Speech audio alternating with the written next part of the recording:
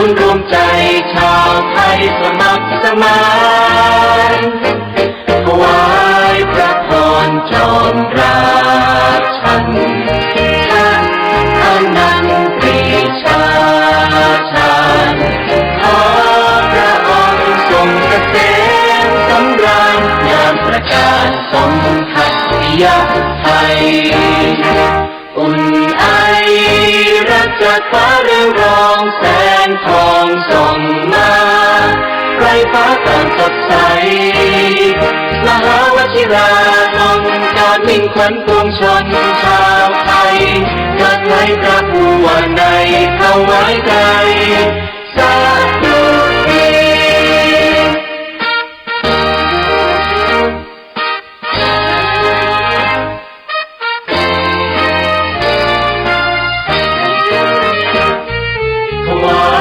บังคมจอมราชาพระบุญญาเกิดฟ้าไกลพระทรงเป็นร่มโพร่มใสศูนย์รวมใจชาวไทยสมัครสมานถวายพระพรจอมราชันท่านอนันต์ปรีชาชาญ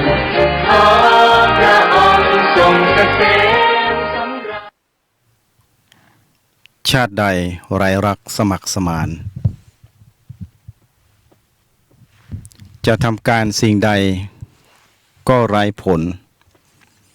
หากแม้นชาติย่อยยับอับจนประชาชนจะสุขอยู่ชั้นใดสวัสดีครับคุณผู้ฟังที่เคารพทุกท่านวันนี้รายการตำรวจเชียงใหม่สัมพันธ์ก็ได้กลับมาพบปะรับใช้พี่น้องประชาชนทางสถานีวิทยุคลื่นพระพุทธศาสนาและวัฒนธรรมจังหวัดเชียงใหม่ FM ความถี่ 104.50 เมกะเฮิรตซ์ออกอากาศณที่ตั้งวัดฝายหินตำบลสุเทพอำเภอเมืองจังหวัดเชียงใหม่ส่งไปยังเครื่องรับส่งของคุณผู้ฟังทุกท่านที่รับฟังกันอยู่ไม่ว่าจะเป็นในพื้นที่จังหวัดเชียงใหม่พื้นที่ใกล้เคียงที่รับฟังกันได้สำหรับรายการตำรวจเชียงใหม่สัมพันธ์วันนี้ดำเนินรายการโดยผมร้อยตำรวจเอกอำนวยธีรวาทรองสารวัตรทำหน้าที่งานฝ่ายประชาสัมพันธ์ตำรวจภูธรจังหวัดเชียงใหม่ก็วันนี้ก็ได้มีโอกาสมาพบปะรับใช้พี่น้องประชาชนกับรายการตำรวจเชียงใหม่สัมพันธ์อีกครั้งหนึ่งนะครับซึ่งวันนี้ก็เป็นวันเสาร์ที่ 8มิถุนายนพุทธศักราช 2562 ก็ถือว่าเป็นเสาร์แรกหรือสัปดาห์ที่ 1 ของเดือนสำหรับในช่วงนี้ก็ต้องเรียนคุณผู้ฟังทุกท่านนะครับว่าเสาร์อาทิตย์ในพื้นที่จังหวัดเชียงใหม่ก็จะเป็นอย่างนี้พูดได้ว่าเป็นประจำสม่ำเสมอในเรื่องของการเดินทางการพักผ่อนการท่องเที่ยวเนื่องจากในจังหวัดภาคเหนือนั้นจังหวัดเชียงใหม่เป็นจังหวัดที่ใหญ่รองจากกรุงเทพมหานครซึ่งเป็นเมืองหลวงของประเทศไทยนอกจากนั้นแล้วจังหวัดเชียงใหม่ของเราก็เป็นอีกจังหวัดหนึ่งที่มีพื้นที่มีความเจริญมีการพัฒนาในสาธารณูปโภคไม่ว่าจะเป็นในเรื่องของอาคารสถานที่แหล่งศูนย์รวม การค้าทางด้านเศรษฐกิจต่างๆเยอะแยะมากมายเส้นทางถนนหนทางก็มีการพัฒนาปรับปรุงยกระดับนะครับซึ่งก็ทุกท่านที่สัญจรไปมาก็คงจะได้เห็นได้ทดสอบได้สัมผัสนะครับทดสอบก็คือการขับขี่ไปตามเส้นทางต่างๆเพื่อจะได้เก็บข้อมูลได้รู้ได้ทราบนะครับได้ทดสอบได้ขับขี่ได้สัมผัสก็อยู่ในระหว่างการพัฒนาเพื่อยกระดับของการพัฒนาเมืองหลักของประเทศดังนั้นในช่วงนี้วันหยุดสม่ำเสมอต่อเนื่องกันมาหลายปีเชียงใหม่ของเราก็ไม่เคยขาดในเรื่องของการเดินทางการสัญจรจากผู้คนเยอะแยะมากมายในประเทศของเรานะครับซึ่งก็จะรวมถึงพี่น้องจากต่างประเทศด้วยบ้านใกล้เรือนเคียงนะครับก็จะมาท่องเที่ยวกันอย่างนี้นะครับซึ่งก็ส่วนหนึ่งก็ทำให้เรามีการพัฒนาในแหล่งเพื่อรองรับการท่องเที่ยวถนนหนทางนะครับรวมไปถึงการบริหารจัดการภายในพื้นที่แล้วก็ในเรื่องของความปลอดภัยในเรื่องของอาหารการกินนะครับการจัดการแหล่งท่องเที่ยวเส้นทางการต้อนรับนะครับการดูแลในเรื่องของสวัสดิภาพและความปลอดภัยนั้นเชียงใหม่ของเราก็จะมีการพัฒนาเดินไปเรื่อยๆนะครับเพื่อไปสู่ความเป็นเมืองใหญ่ความเป็นมหานครนะครับต่อไปในอนาคตก็คงจะต้องมีการปรับเปลี่ยนแผนยุทธศาสตร์ต่างๆนะครับเพื่อรองรับความเจริญที่โตวันโตคืนแต่สิ่งหนึ่งที่รายการตำรวจเชียงใหม่สัมพันธ์วันนี้จะฝากประชาสัมพันธ์ไปยังพี่น้องประชาชนทุกท่านก็ในเรื่องของการเอื้ออาทรการมีน้ำใจการดูแลความปลอดภัยผู้คนไม่ว่าจะเป็นคนไทยพี่น้องชาวต่างประเทศการต้อนรับการดูแลในเรื่องของความปลอดภัยเรื่องของสวัสดิภาพนะครับเรื่องของการท่องเที่ยวต่างๆนะครับซึ่งมันเกี่ยวข้องกับผลประโยชน์ของประเทศชาติเป็นรายได้ของพี่น้องประชาชนส่วนหนึ่งนะครับที่ทำธุรกิจการค้าการขายซึ่งมีผู้คนเดินทางเยอะแยะมากมายมาอย่างต่อเนื่องนะครับแล้วก็เชื่อว่าต่อไปนะครับถ้าหากสถานการณ์ที่เรากำลังเรียนรู้กำลังติดตามและสัมผัสอยู่นั่นก็คือในเรื่องของเหตุบ้านการเมืองนะครับซึ่งประเทศไทยของเราก็ได้มีการผ่านเหตุการณ์นะครับในเรื่องของการจัดการเลือกตั้งมาแล้วนะครับซึ่งก็ผ่านมาแล้วก็ผ่านไปนะครับและแน่นอนผ่านไปแล้วซึ่งตอนนี้ก็อยู่ในช่วงของการจัดตั้งรัฐบาลนะครับเราก็มีนายกรัฐมนตรีจากการโหวตในสภาเป็นที่เรียบร้อยนะครับซึ่งก็คงจะเป็นที่รู้ที่ทราบกันนะครับว่าท่านพลเอกประยุทธ์จันทร์โอชานะครับก็ได้รับ เสียงโหวตในสภามีคะแนนนำเป็นที่หนึ่งนะครับซึ่งก็ต่อไปก็คงจะเป็นช่วงของการจัดตั้งรัฐบาลและแน่นอนนะครับพี่น้องประชาชนถามว่าจะต้องทำอะไรนะครับก็คงจะไม่พูดอะไรเยอะแยะมากมายเพราะว่าทุกท่านก็คงจะมีช่องทางในการติดตามข้อมูลข่าวสารนะครับแต่สิ่งหนึ่งเป็นข้อสังเกตก็อยากจะให้ทุกท่านได้ติดตามข้อมูลข่าวสารความเป็นไปความเคลื่อนไหวต่างๆอย่างใกล้ชิดเพราะว่าการติดตามข้อมูลนั้นก็เป็นประโยชน์นะครับเพราะว่าเราจะได้เข้าใจนะครับเข้าถึงในเรื่องของสถานการณ์และเพื่อการปรับตัวนะครับในการที่เราจะอยู่ในสังคมนี้กันอย่างไรในภาวะเศรษฐกิจที่เป็นอยู่นะครับพร้อมกับการเปลี่ยนแปลงที่จะเกิดขึ้นตามมาดังนั้นในการติดตามข้อมูลข่าวสารจึงเป็นเรื่องที่ดีนะครับเพราะว่าเราก็จะได้รู้เขารู้เรานะครับในการเจริญสติสมาธิในการที่จะดำรงคงอยู่อย่างมีความมั่นใจต่อสถานการณ์นะครับเพราะว่าเศรษฐกิจสังคมนะครับเป็นเรื่องสำคัญที่เราจะต้อง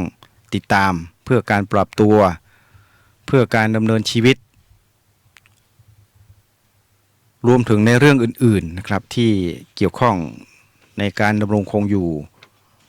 ในการประกอบสัมมาอาชีพของผู้คนนะครับก็ต้องต้องติดตามกันต่อไปเพราะว่าในขณะนี้เราก็ยังไม่เห็นนะครับเราก็ยังไม่เห็นรูปแบบแล้วสิ่งที่จะเกิดขึ้นกับการเมืองในครั้งนี้นะครับเพราะนั้นก็คงจะพูดฝากไว้เพียงแค่นี้นะครับแต่ว่าทั้งนี้ทั้งนั้นเนี่ยก็ต้องติดตามนะครับเพราะว่าช่องทางในการติดตามข่าวสารนั้นก็มีหลายช่องทางที่เราสามารถจะเข้าไปติดตามกันได้นะครับก็คงจะพูดไว้เพียงแค่นี้นี่คือเรื่องราวนะครับที่พูดมาตั้งแต่ต้นแล้วก็เข้ามาสู่ในเรื่องของเหตุบ้านการเมืองนะครับซึ่งก็พูดกันพอหอมปากหอมคอนะครับส่วนขั้นตอนต่อไปจะเป็นอย่างไรต่อไปนั้นก็คงต้องติดตามนะครับส่วนเรื่องต่อไปนะครับซึ่งจริงๆนะครับคุณผู้ฟังก็คงจะทราบกันอยู่แล้วนะครับเพราะว่าในเรื่องของลอตเตอรี่นั้นหรือที่เราพูดกันนะครับในเรื่องของหวยนะครับ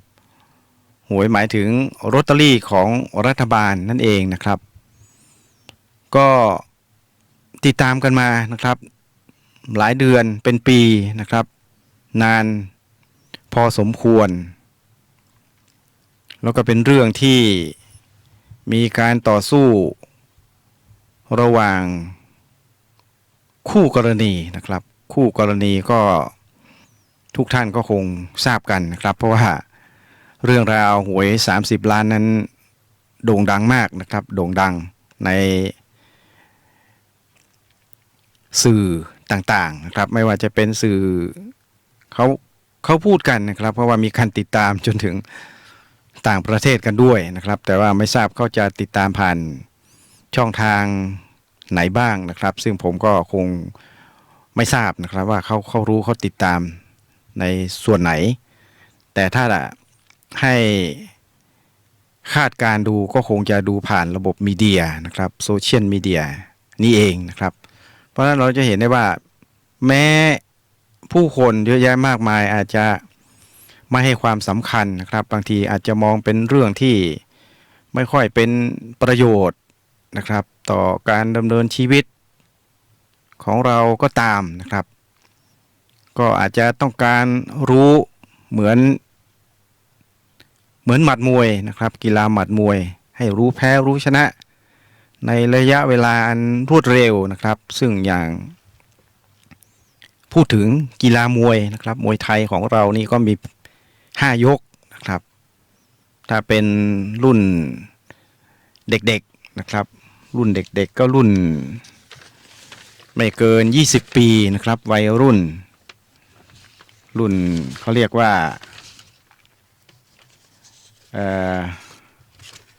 เขาเรียกยุคของเขาเรียกเจเนอเรชันนะครับถ้าพูดถึงว่าเด็กรุ่นใหม่เนี่ยนะครับรุ่นเจเนอเรชัน X หรืออาจจะไม่เกิน Y นะครับรุ่นกำลังแข็งแรงอย่างรุ่นคุณผู้ฟังในขณะนี้นะครับที่ฟังกันอยู่เนี่ยมันก็เป็นรุ่นที่ใกล้แอลไปแล้วนะครับบางท่านนี่ก็จากไปกันแล้วรุ่นปู่ย่าตายายเขาเรียกรุ่นที่หายไปนะครับเขาเรียกว่า generation lost ก็คือรุ่นที่หายไปจากโลกนี้แล้วนะครับก็คือ6 7 8 10ก็ไปกันละนะครับกลับไปบ้านเก่านะครับนอกจากนั้นก็อาจจะเป็นเขาเรียกว่า silent generation ก็คือรุ่นที่ไม่ไปซ้ายไม่ไปขวาอยู่กับบ้านนะครับนั่งสมาธิปฏิบัติธรรมเขาเรียกรุ่นเงียบ อันนี้ก็ว่ากันไปนะครับสำหรับผมตอนนี้เนี่ยเขาก็ถือว่าอยู่ในรุ่นของรุ่นเบบี้บูมนะครับก็คือยังมีความแข็งแกร่งติดตามข้อมูลข่าวสารนะครับยังเล่นกีฬานะครับยังท่องเที่ยวยังมีความสนุกกับรุ่น X รุ่น Y นะครับยังไปกันได้อยู่รุ่นพ่อรุ่นแม่ปู่ย่าตายายนะครับซึ่งยังมีอายุอยู่ในช่วงของเขาเรียกว่ารุ่นเบบี้บูมนะครับก็คือประมาณ60กว่า70กว่าเนี่ยนะครับก็ยังดำรงคงอยู่กับลูกหลานยังพอขับรถได้นะครับสายตาก็ยังพอดีอยู่ก็ไปเที่ยวกับลูกหลานบางทีบางท่านเนี่ยนะครับที่รับฟังกันอยู่70กว่ายังขับรถด้วยตนเองนะครับขับรถไปส่งลูกหลานตอนเช้าไปโรงเรียนตอนเย็นขับไปรับขับไปเที่ยวนะครับยังสามารถที่จะสลับสับเปลี่ยนเป็นพลขับในการเดินทางยาวไกลนะครับก็ยังมีอยู่นะครับยกตัวอย่างผมนี่เอง ก็เดินทาง 2-3 พันโลนะครับก็เปลี่ยนคนภายในครอบครัวของเรานะครับซึ่งก็เปลี่ยนกันคนละ 2-300 โลพักรถนะครับไปต่อก็ยังไหวอยู่แต่ว่าทั้งนี้ทั้งนั้นนะครับคือเราพูดถึงการติดตามข้อมูลข่าวสารในเรื่องของลอตเตอรี่30 ล้านเนี่ยก็อย่างที่พูดไปนะครับพูดยาวก็วกกลับเข้ามานะครับเพราะว่าการติดตามข้อมูลข่าวสารนะครับบางทีเราอาจจะมองว่ามันเป็นเรื่องที่ไม่ค่อยมีสาระเท่าไหร่นะครับคือมองผ่านๆมองผิวเผินนะครับก็เป็นอย่างนั้นหลายท่านก็อาจจะเบื่อหน่ายนะครับเมื่อไหร่จะแพ้ชนะกันสักทีรอไม่ไหวก็ไม่ติดตามข่าวนะครับคือมองผ่านๆดูผิวเผินนะครับแต่ไม่ได้ดูแบบวิเคราะห์นะครับซึ่งสุดท้ายวันที่ผ่านมานะครับวันที่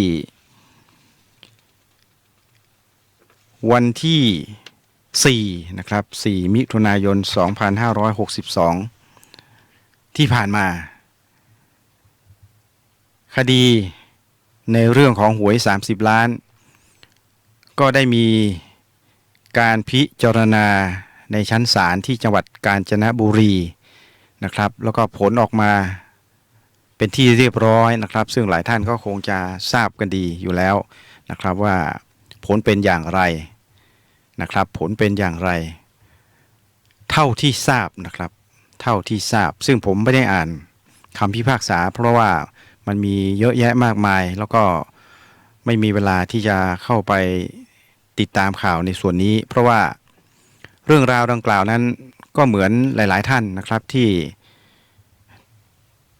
ติดตามกันมาเป็นระยะนะครับบางท่านก็ติดตามอย่างต่อเนื่องนะครับผมก็เป็นระยะแต่ก็ดูผ่านมีเดียนะครับเพราะว่าบางทีเราติดตามทาง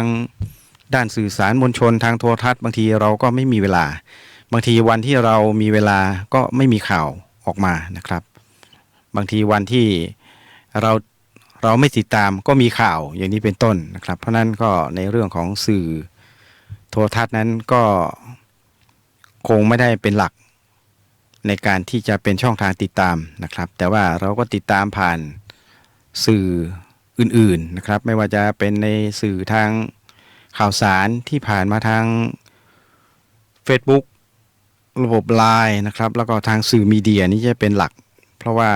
ก็จะมีข่าวมาเป็นระยะ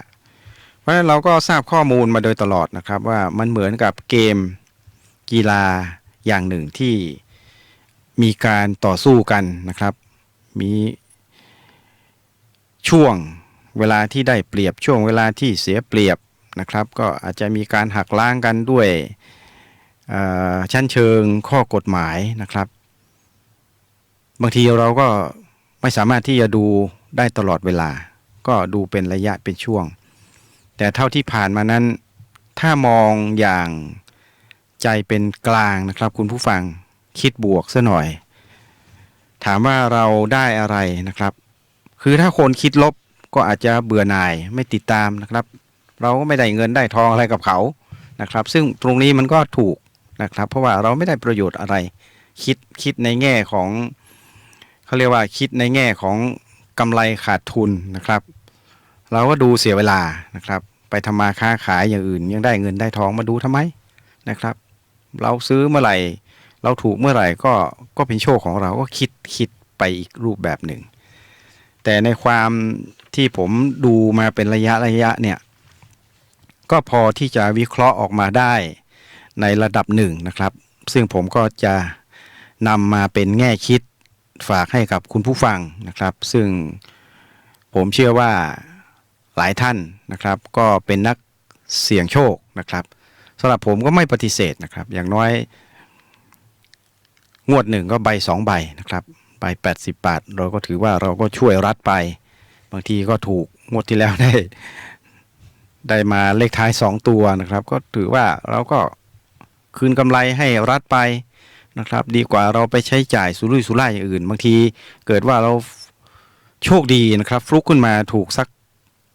1 ใบนะครับไม่ต้องเป็นหวยชุดละแค่1 ใบเนี่ยก็ได้เงินหลายล้านแล้วนะครับถ้าเป็นรางวัลที่5ที่4ที่3 21นะครับเลขท้าย2 ตัวก็ได้ไปตามนั้นเราไม่ได้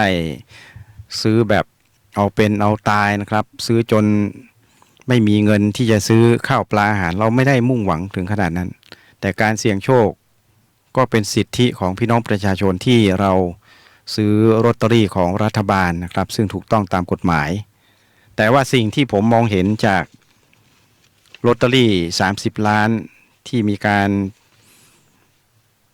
พิจารณาคดีในชั้นศาลระหว่างหมวดจรูนกับครูปรีชานะครับ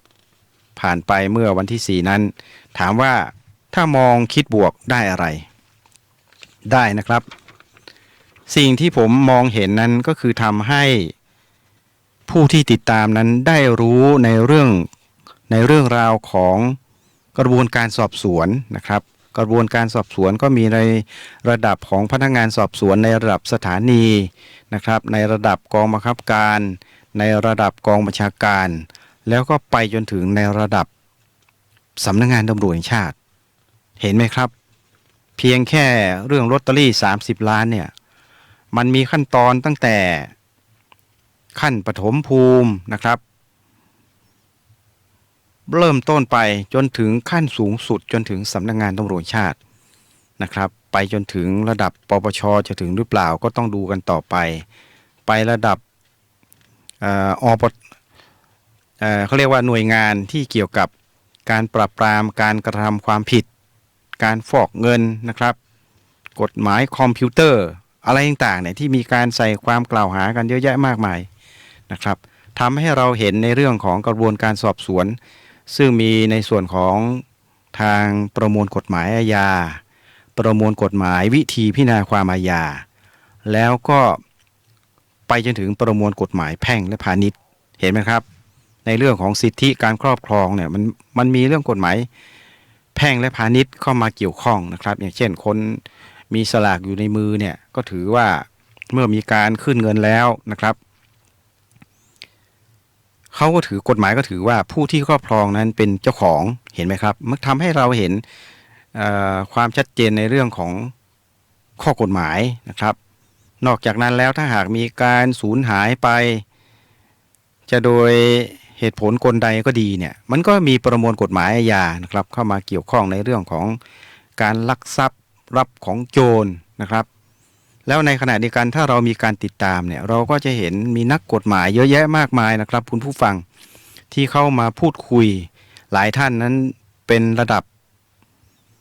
ทนายความที่มีความรู้ความสามารถระดับเนติบัณฑิตนะครับแล้วก็ทำหน้าที่เป็นครูบาอาจารย์สอนในระดับมหาวิทยาลัยนะครับสอนกฎหมายให้กับนิสิตนักศึกษาเพราะฉะนั้นผู้คนเหล่านี้เนี่ยเขามีความชำนาญนะครับมีความเชี่ยวชาญในเรื่องของการใช้กฎหมายในเรื่องของข้อกฎหมายในเรื่องของการปรับข้อเท็จจริงเพื่อปรับเข้ากับข้อกฎหมายนะครับแล้วก็การพิจารณาวินิจฉัยผิดถูกอะไรต่างๆเนี่ยนะครับเขาจะมีการนำมาพูดคุยนะครับถ้าหากว่าเราติดตามอย่างใจเป็นกลางเนี่ยเราก็จะได้เรียนรู้ในเรื่องของข้อกฎหมายนะครับสิทธิผลประโยชน์ของพี่น้องประชาชนนั่นเองโดยเฉพาะผู้ที่ชอบความเสี่ยงต่างๆนะครับว่าต่อไปเนี่ยเรื่องราวมันเป็นอย่างนี้เนี่ยคุณผู้ฟังเมื่อติดตามแล้วผลชนะออกมาอย่างไรเนี่ยแต่สิ่งหนึ่งที่เรามองเห็นนะครับในเรื่องของความรอบคอบ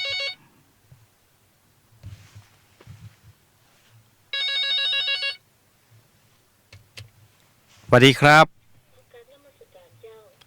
อ๋อต้องการติด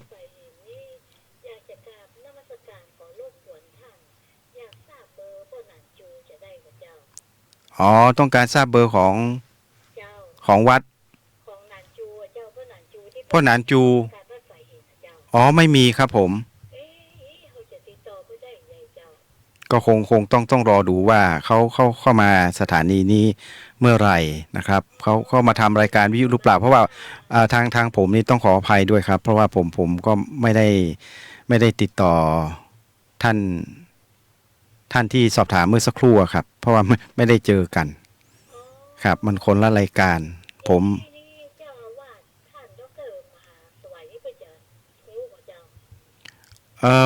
ผมไม่แน่ใจนะครับเพราะว่าไม่ทราบว่าท่านจะเดินทางไปต่างประเทศหรือเปล่านะครับได้ข่าวครับก็คงครับผมก็รับครับผมครับก็ลองเข้ามาที่วัดเนาะเข้ามาที่วัดมาสอบถามครับลองมาสอบถามที่วัดดูว่าบางทีอาจจะมีพระเขาทราบข้อมูลหรือว่าอาจจะมีข้อมูลนะครับถ้ามีเวลาอยากจะแนะนำมาที่วัดนะครับเอาเวลาว่างครับหาเวลาว่างเข้ามาสนทนาธรรมมาถวายของก็อาจจะมาพูดคุยต้องการติดต่อท่านไหนอย่างไรนะครับครับผมครับผมครับผมสวัสดีครับ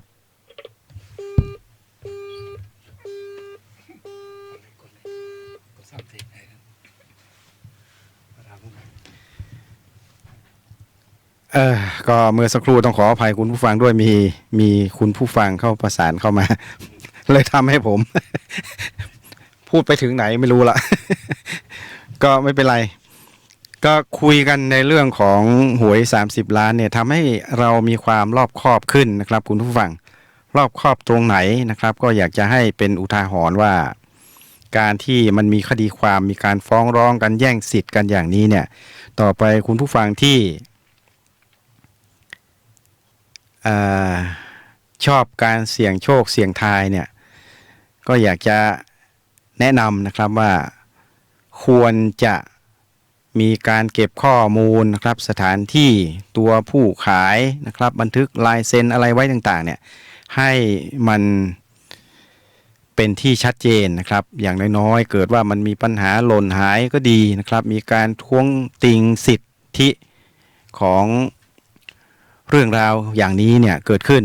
ก็จะทำให้คุณผู้ฟังนั้นได้มีประจักษ์พยานนะครับมีหลักฐานที่สามารถจะใช้ยืนยันนะครับเพราะว่าบางท่านอาจจะบอกว่าโอ้รอให้ถูกลอตเตอรี่ก่อนนะครับค่อยไปดำเนินการอย่างนั้นอย่างนี้นะครับจริงๆการที่เรารอบคอบไว้ก่อนนะครับมีการบันทึกสถานที่มันก็จะทำให้เรามีความมั่นใจมีความปลอดภัยนะครับมีภูมิคุ้มกันด้วยตัวของเราเองนะครับเผื่อหากมีข้อพิพาทในลักษณะดังกล่าวที่เกิดขึ้นเราก็สามารถที่จะโต้แย้งนะครับหรือตอบโต้สิทธิของเราตามขั้นตอนของกฎหมายได้นะครับได้อย่างมีหลักมีเกณฑ์มีหลักฐานนะครับเพราะฉะนั้นก็ถ้ามองคิดบวกนะครับเราก็จะเห็นว่าเราได้สาระนะครับเราได้หลักได้ความรอบคอบกลับคืนมานะครับทำให้เรานั้นได้มีการเตรียมการในสิ่งที่ถูกต้องเพราะว่าในเรื่องของการเสี่ยงทายนั้นมันไม่แน่นะครับคุณผู้ฟังท่านใดท่านหนึ่งเนี่ยก็อาจจะสักวันหนึ่งเราก็อาจจะเป็นผู้โชคดีอย่างนี้ได้เช่นกันนะครับไม่ว่าจะเป็นรางวัลเล็กรางวัลใหญ่รางวัล30 ล้านหรืออาจจะถูกรางวัลลอตเตอรี่1ใบนะครับก็5-6 ล้านนะครับเราก็สามารถที่มีหลักฐานนะครับแล้วประการสำคัญเราต้องเก็บไว้ให้ดีนะครับคุณผู้ฟังไม่ใช่ว่าเก็บใส่กระเป๋าเสื้อเก็บใส่กระเป๋าตังค์นะครับควักไปควักมาเอาไปยัดใส่กับธนบัตรบางทีเราจ่ายเงินซื้อของเนี่ยบางทีก็ทั้งเงินทั้งธนบัตรทั้งลอตเตอรี่เนี่ยติดไปด้วยนะครับอย่างนี้ก็ต้องระมัดระวังนะครับหากเผื่อว่าลอตเตอรี่ที่ติดไปกับสตางค์ที่เราจ่ายของหรืออาจจะไปทำตกหล่นที่ไหนก็ตามเนี่ยไปถูกรางวัลแบบนี้ขึ้นมานะครับเราก็จะเกิดปัญหาได้เพราะฉะนั้นเรื่องนี้ก็ทำให้เราสอนให้เรารู้ว่าเราจะต้องมีความรอบคอบนะครับในขณะเดียวกันก็ทำให้เราได้เรียนรู้ข้อกฎหมายกระบวนการพิจารณาในชั้นสอบสวนในชั้นศาลนะครับในเรื่องของข้อกฎหมายเช่นกฎหมายอาญาประมวลกฎหมายวิธีพิจารณาความอาญาซึ่งเป็นวิธีการในการจับผู้กระทำความผิดเพื่อไปดำเนินการในชั้นสอบสวนนะครับกฎหมายอาญาก็เป็นใช้เป็นหลักในการกล่าวหาผู้ที่กระทำความผิดตามกฎหมายนะครับเพราะว่ากฎหมายอาญาก็เป็นอาญาแผ่นดินที่รัฐเป็นผู้เสียหายนะครับเมื่อรัฐเป็นผู้เสียหายก็จึงมีประมวลกฎหมายวิธีพิจารณาความอาญาว่าจะพิจารณาอย่างไรที่จะดำเนินการนะครับที่จะนำไปสู่การสืบสวนสืบเสาะแสวงหานำมาสู่การสอบสวนจับกุมคุมขังนะครับดำเนินคดีแล้วส่งฟ้องศาลต่อไปเพราะฉะนั้นปวิอาญาก็เป็นวิธีพิจารณาความอาญาที่มีขั้นตอนนะครับตามตัวบทกฎหมายไปจนถึงขั้นสูงสุดนะครับการพิจารณาในระดับชั้นศาลชั้นต้นศาลอุทธรณ์ศาลฎีกานะครับแล้วก็บทเฉพาะการที่เกี่ยวข้องว่าการลื้อฟื้นคดีอาญานะครับเจ้าพนักงานผู้ช่วยเจ้าพนักงานอะไรต่างๆเนี่ยนะครับเพราะนั้นเมื่อสิทธิทางอาญาไปเกี่ยวเนื่องกับคดีแพ่งนะครับก็จะมีในเรื่องของการพิจารณาตามประมวลกฎหมายแพ่งและพาณิชย์นะครับวิธีพิจารณาความแพ่งนะครับมันก็ทำให้เรามองเห็นขั้นตอนของตัวบทกฎหมายนะครับเห็นการดำเนินการตามขั้นตอนอย่างถูกขั้นตอนตามหลักของกฎหมายนั่นเองนะครับนอกจากนั้นแล้วสิ่งที่คุณผู้ฟังจะได้เห็นนะครับจากการที่มีคดีเรื่องหวย30 ล้านตรงนี้นะครับสิ่งที่คุณผู้ฟังจะได้เห็นนั่นก็คือในเรื่องของการสังเกตนะครับผู้คนในสังคมว่าคนแบบไหนที่เราควรเคารพนับถือนะครับควรให้ความสำคัญให้ความเชื่อถือตรงนี้เนี่ยมันก็ทำให้เรามองเห็นนะครับเป็นประสบการณ์เพราะฉะนั้นใครจะบอกว่าไม่ได้อะไรเลยนะครับแต่ผมเชื่อว่าถ้าคุณผู้ฟังได้ฟังรายการแล้วผมพูดในขณะนี้เนี่ยมันก็จะทำให้เรามองเห็นว่าผู้คนแบบไหนที่ควรเชื่อถือนะครับบุคลิกลักษณะของผู้คนในสังคมนะครับต่อไปเราก็จะได้มีข้อมูลมีหลักในการสังเกตนะครับเพื่อที่จะ ได้สร้างภูมิคุ้มกันให้กับการดำเนินชีวิตของตนเองนั่นเองนะครับเพราะฉะนั้นถามว่าในเรื่องของหวย30 ล้านนะครับซึ่งตอนนี้ผมก็ไม่ทราบว่าคู่ความนะครับฝ่ายไหนเขาจะดำเนินคดีไปในระดับที่สูงขึ้นต่อไปนะครับไม่ว่าจะชั้นอุทธรณ์หรือจะไปจนถึงชั้นฎีกาหรือเปล่านะครับตรงนี้เราก็ต้องติดตามนะครับติดตามเพื่อเป็นข้อมูลข่าวสารของเราในการที่เราจะได้รู้นะครับได้ทราบแล้วก็เป็นประสบการณ์ในการที่จะสร้างภูมิคุ้มกันในทางสังคมให้กับตนเองและครอบครัวต่อไปช่วงนี้นะครับก็ต้องเรียนคุณผู้ฟังทุกท่านนะครับว่าสภาวะของสภาพดินฟ้าอากาศนะครับในช่วงนี้เนี่ยเราก็ยังต้องติดตามข้อมูลข่าวสารกันอยู่นะครับเพราะว่าบางทีเนี่ยฝนตกมา 2-3 วันนะครับแล้วก็หายไป 2-3 วันแล้วก็มีความร้อนระอุติดตามมานะครับซึ่งในขณะนี้เนี่ยในช่วงที่ผมเดินทางมายังสถานีวิทยุแห่งนี้นะครับก็ต้องเรียนคุณผู้ฟังนะครับว่าสภาวะอากาศตอนนี้ร้อนอบอ้าวจริงๆนะครับเพราะนั้นอากาศร้อนอย่างนี้เนี่ยเรานะครับก็ควรที่จะต้องทำอกทำใจนะครับรักษาจิตรักษาใจกันไว้ให้ดีนะครับขณะนี้เนี่ยอุณหภูมิอยู่ที่34 องศานะครับแล้วก็แนวโน้มนะครับแนวโน้มในเรื่องของสภาวะ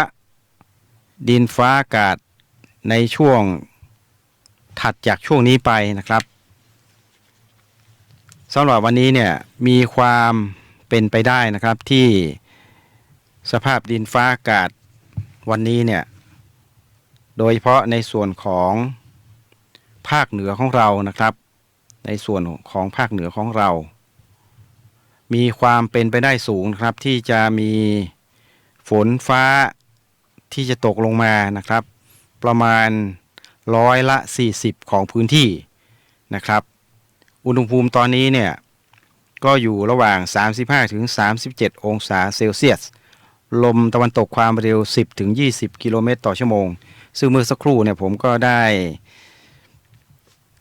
แจ้งตัวเลขของอุณหภูมิให้คุณผู้ฟังได้รับทราบไปแล้วนะครับว่าอุณหภูมิ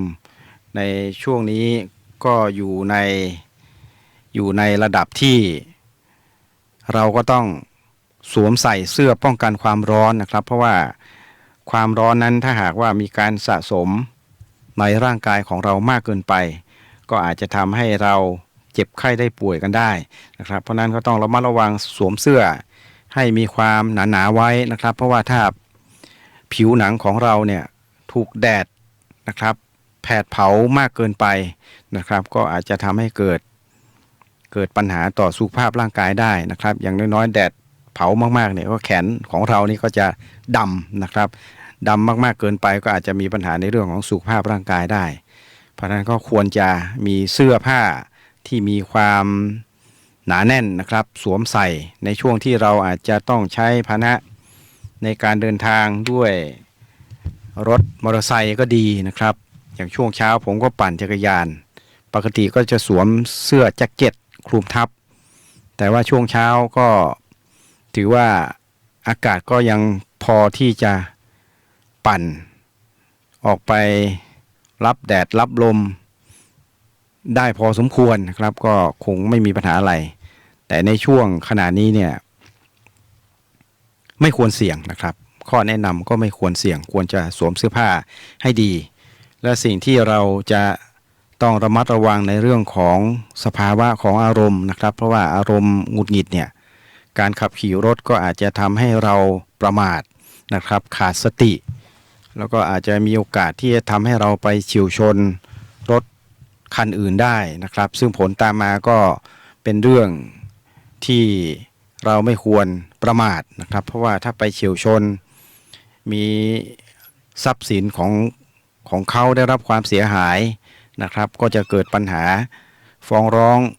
ใน ทางคดีตามมาไม่ว่าจะเป็นในเรื่องของพระราชบัญญัติจราจรทางบกเป็นเรื่องของอุบัติภัย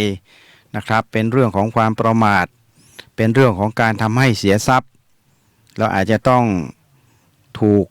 ดำเนินการฟ้องร้องกล่าวโทษในทางคดีแพ่งนะครับในเรื่องของการชดใช้สินไหมทดแทนนะครับซึ่งก็เป็นเรื่องของการต้องเสียค่าใช้จ่ายนะครับ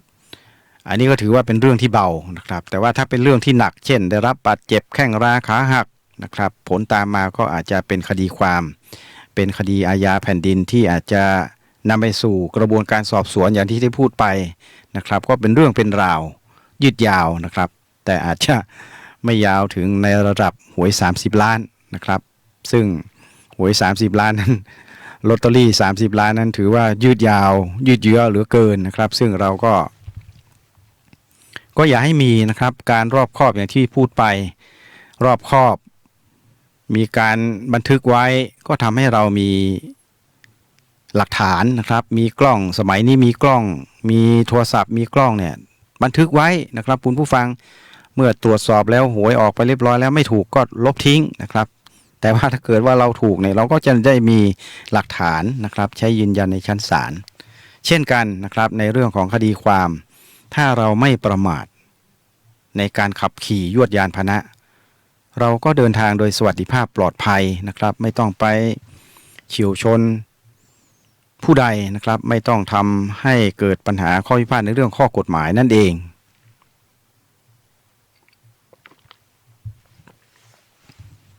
นี่เป็นเรื่องของสภาวะดินฟ้าอากาศ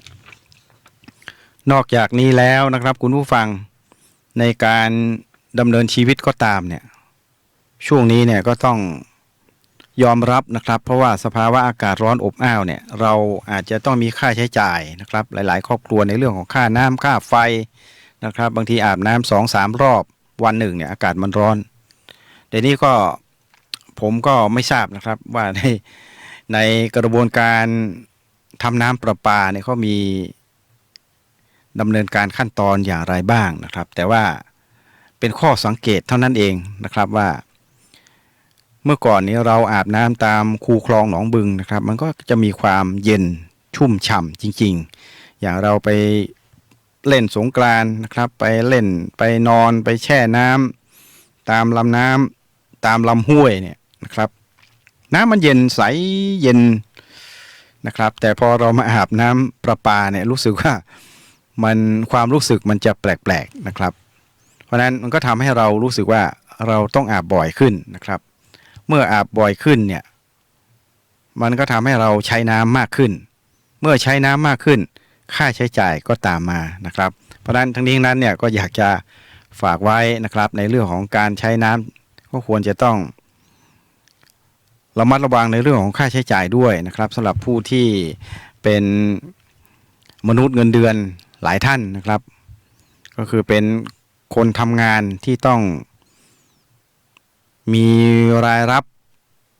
เป็นระยะเวลานะครับเช่นทำงานบริษัทเดือนหนึ่งนะครับบางทีออกเป็นครึ่งเดือนนะครับครึ่งเดือนหรือ1 เดือนอย่างนี้เป็นต้นเพราะนั้นก็ต้องระมัดระวังเรื่องค่าใช้จ่ายด้วยเพราะว่าสภาวะเศรษฐกิจตอนนี้เนี่ยเราก็ยังไม่ชัดเจนนะครับในเรื่องของการบริหารงานของประเทศนะครับซึ่งตอนนี้ก็อยู่ในช่วงของการจัดตั้งรัฐบาลอย่างที่ได้พูดไปเมื่อตอนต้นรายการนะครับเราก็ต้องมามองดูตัวชี้วัดต่างๆที่จะเป็นตัวกำหนดนะครับในเรื่องของการที่จะทำให้เรานั้นมีข้อมูลในการปรับตัวในการดำรงชีพเราก็ต้องระมัดระวังด้วยนะครับในเรื่องของภาวะค่าใช้จ่ายไม่ว่าจะเป็นค่าน้ำค่าไฟนะครับเพราะว่าหลายท่านเนี่ยก็อยู่บ้านบางทีอยู่กันเป็นครอบครัวนะครับไม่รู้จะไปไหนอากาศก็ร้อนนะครับการเดินทางก็ต้องเสียค่าใช้จ่ายในเรื่องของค่าน้ำมันนะครับเสื้อผ้าอาภรณ์ภัณฑ์ต้องแต่งกายอะไรทำนองนี้นะครับมันก็ทำให้เรามีค่าใช้จ่ายที่มากขึ้นเพราะฉะนั้นเมื่ออยู่กับบ้านเนี่ยก็เปิดแอร์นะครับเปิดเครื่องปรับอากาศบางทีเปิดทุกวันนะครับค่าใช้จ่ายก็ตามมานะครับเพราะฉะนั้นแล้วก็ระบบฟืนไฟด้วยนะครับก็ต้องดูแลกันให้ดีในเรื่องของการใช้ปลั๊กไฟ นะครับบางทีแอร์ก็เปิดพัดลมก็ใช้นะครับหม้อหุงข้าวก็ดีนะครับกาต้มน้ำก็ตามโอ้ยเยอะแยะมากมายเนี่ยต้องระมัดระวังในเรื่องของฟืนไฟในเรื่องของความร้อนในเรื่องของป้องกันปัญหาในเรื่องของไฟฟ้าลัดวงจรด้วยอย่าประมาทนะครับคุณผู้ฟังอันนี้เป็นความปรารถนาดีจากรายการตำรวจเชียงใหม่สัมพันธ์วันนี้นะครับที่ฝากให้กับคุณผู้ฟังทุกท่านที่ฟังกันอยู่ไม่ว่าจะเป็นเรื่องเหตุบ้านการเมืองนะครับผมไม่ได้วิพากษ์วิจารณ์ในเรื่องของของของใครนะครับแต่เราพูดถึงว่าในเรื่องข่าวสารที่เราต้องติดตามเพื่อเป็นข้อมูลสำหรับการปรับตัวนะครับในการดำเนินชีวิตส่วนผลจะออกมาอย่างไรนั้นเป็นเรื่องของอนาคตที่จะเกิดขึ้นในไม่ช้านี้นะครับเราก็ต้องติดตามไปเรื่องของลอตเตอรี่ก็เป็นข้อแนะนำที่ฝากไว้สำหรับผู้ที่ชอบการเสี่ยงทายนะครับเราก็ควรจะได้เรียนรู้จากหวย30 ล้านที่มีคำพิพากษาที่จังหวัดกาญจนบุรีนะครับเอามาไว้เป็นอุทาหรณ์ในความไม่ประมาทสร้างภูมิคุ้มกันสร้างหลักฐานถ่ายรูปบันทึกไว้หลายท่านที่ถูกรางวัลเนี่ยก็นำไปลงบันทึกประจำวันที่สถานีตำรวจนะครับอย่างน้อยๆก็ให้ตำรวจนั้นได้รับรู้รับทราบด้วยนะครับให้สถานีตำรวจท้องที่ได้รับรู้รับทราบอย่างน้อยก็พอจะมีข้อมูลนะครับในการที่จะนำไปสู่การพิจารณาโต้แย้งสิทธิในชั้นศาลต่อไปนะครับเพราะฉะนั้นมันเป็นอุทาหรณ์มันเป็นบทเรียนมันเป็นประสบการณ์ที่เราเรียนรู้จากตรงนี้นะครับแล้วเราก็นำมาใช้ให้เกิดประโยชน์จะมองว่าไม่เป็นประโยชน์เลยก็คงไม่ได้นะครับเพราะฉะนั้นมันจะมีอย่างที่ได้พูดไปผมคงไม่พูดย้อนกลับไปแล้วนะครับก็สิ่งนี้ก็จึงเป็นเรื่องราวนะครับที่รายการตำรวจเชียงใหม่สัมพันธ์วันนี้เนี่ยนำมาพูดคุยในรายการวันนี้เพื่อให้คุณผู้ฟังนั้นได้มองเห็นว่าในวันหนึ่งนั้นเราควรใช้ชีวิตให้เกิดประโยชน์ในวันหนึ่งนั้นเราควรปรับเปลี่ยนวิถีชีวิตของเราไปตาม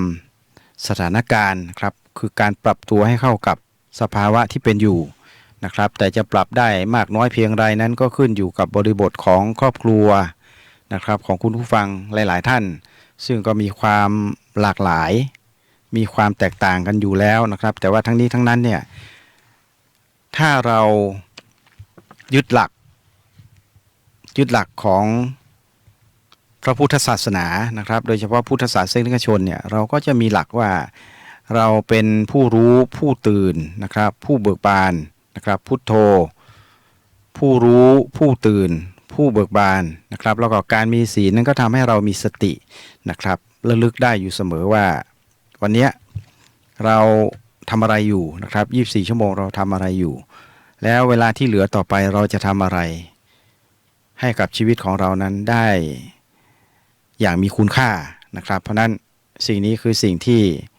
ฝากไว้ด้วยความปรารถนาดีนะครับให้กับคุณผู้ฟังทุกท่านที่ฟังรายการตำรวจเชียงใหม่สัมพันธ์วันนี้นะครับก็คงจะ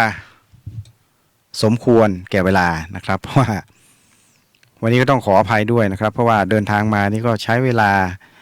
มาล่วงเลยไปบ้างนะครับก็ต้องขออภัยด้วยเพราะว่าการเดินทางมานั้นวันนี้ก็อย่างที่พูดไปเต็มไปด้วยยวดยานพาหนะเยอะแยะมากมายนักท่องเที่ยวนะครับเพราะฉะนั้นสำหรับคุณผู้ฟังที่ฟังรายการวันนี้นะครับจะเดินทางไปแห่งหนตำบลใดก็ดีขอให้มีสติระลึกได้อย่าประมาทในการขับขี่นะครับขอให้มีสติอย่าประมาทในการขับขี่แล้วก็ขอให้คุณผู้ฟังทุกท่านที่รับฟังรายการวันนี้โชคดีและมีความสุขในช่วงของวันหยุดสุดสัปดาห์นี้นะครับสำหรับรายการตำรวจเชียงใหม่สัมพันธ์ดำเนินรายการโดยผมร้อยตำรวจเอกอำนวยธีรวาทรองสารวัตรงานฝ่ายประชาสัมพันธ์ตำรวจภูธรเชียงใหม่หมดเวลาแล้วก็คงจะต้องอำลาไปด้วยเวลาเพียงเท่านี้ขอบคุณสำหรับการติดตามนะครับสำหรับวันนี้สวัสดีครับ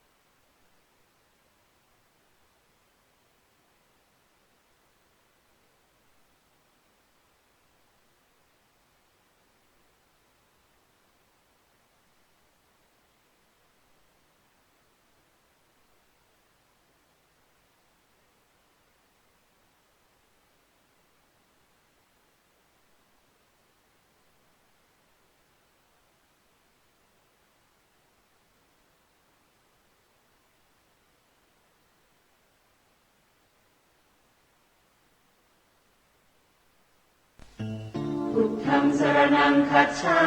มิธัมมังสรณังคัจฉามิสังฆังสรณังคัจฉามิเกิดมาผจญชะตากรรมเก่าชีวิตมีสุขมีเศร้าอย่าเอาแต่ทุกข์มาครองพึ่งใครให้มาเห็นใจคอยปองอาศัยคงเข่าพวกพ้องอาจต้องเจ็บช้ำใจตนเห็นมีแต่พระพุทธองค์ทรงเป็นร่มโพแห่งพุทธชนรัสรู้พระธรรมคำสอนหลุดพ้น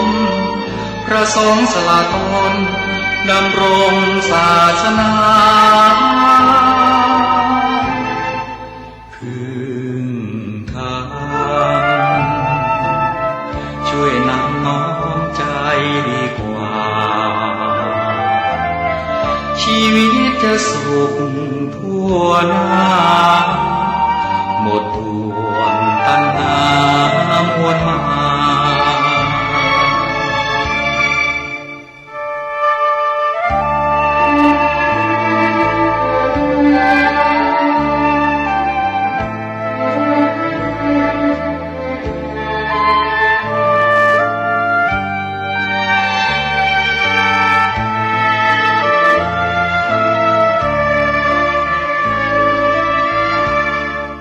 พึ่งธรรมช่วยนำน้อมใจดีกว่าชีวิตจะสุขทั่วหน้าหมดห่วงตัณหามวลมายธังสรณังคัจฉามิธัมมังสรณังคัจฉามิสังฆังสรณังคัจฉามิ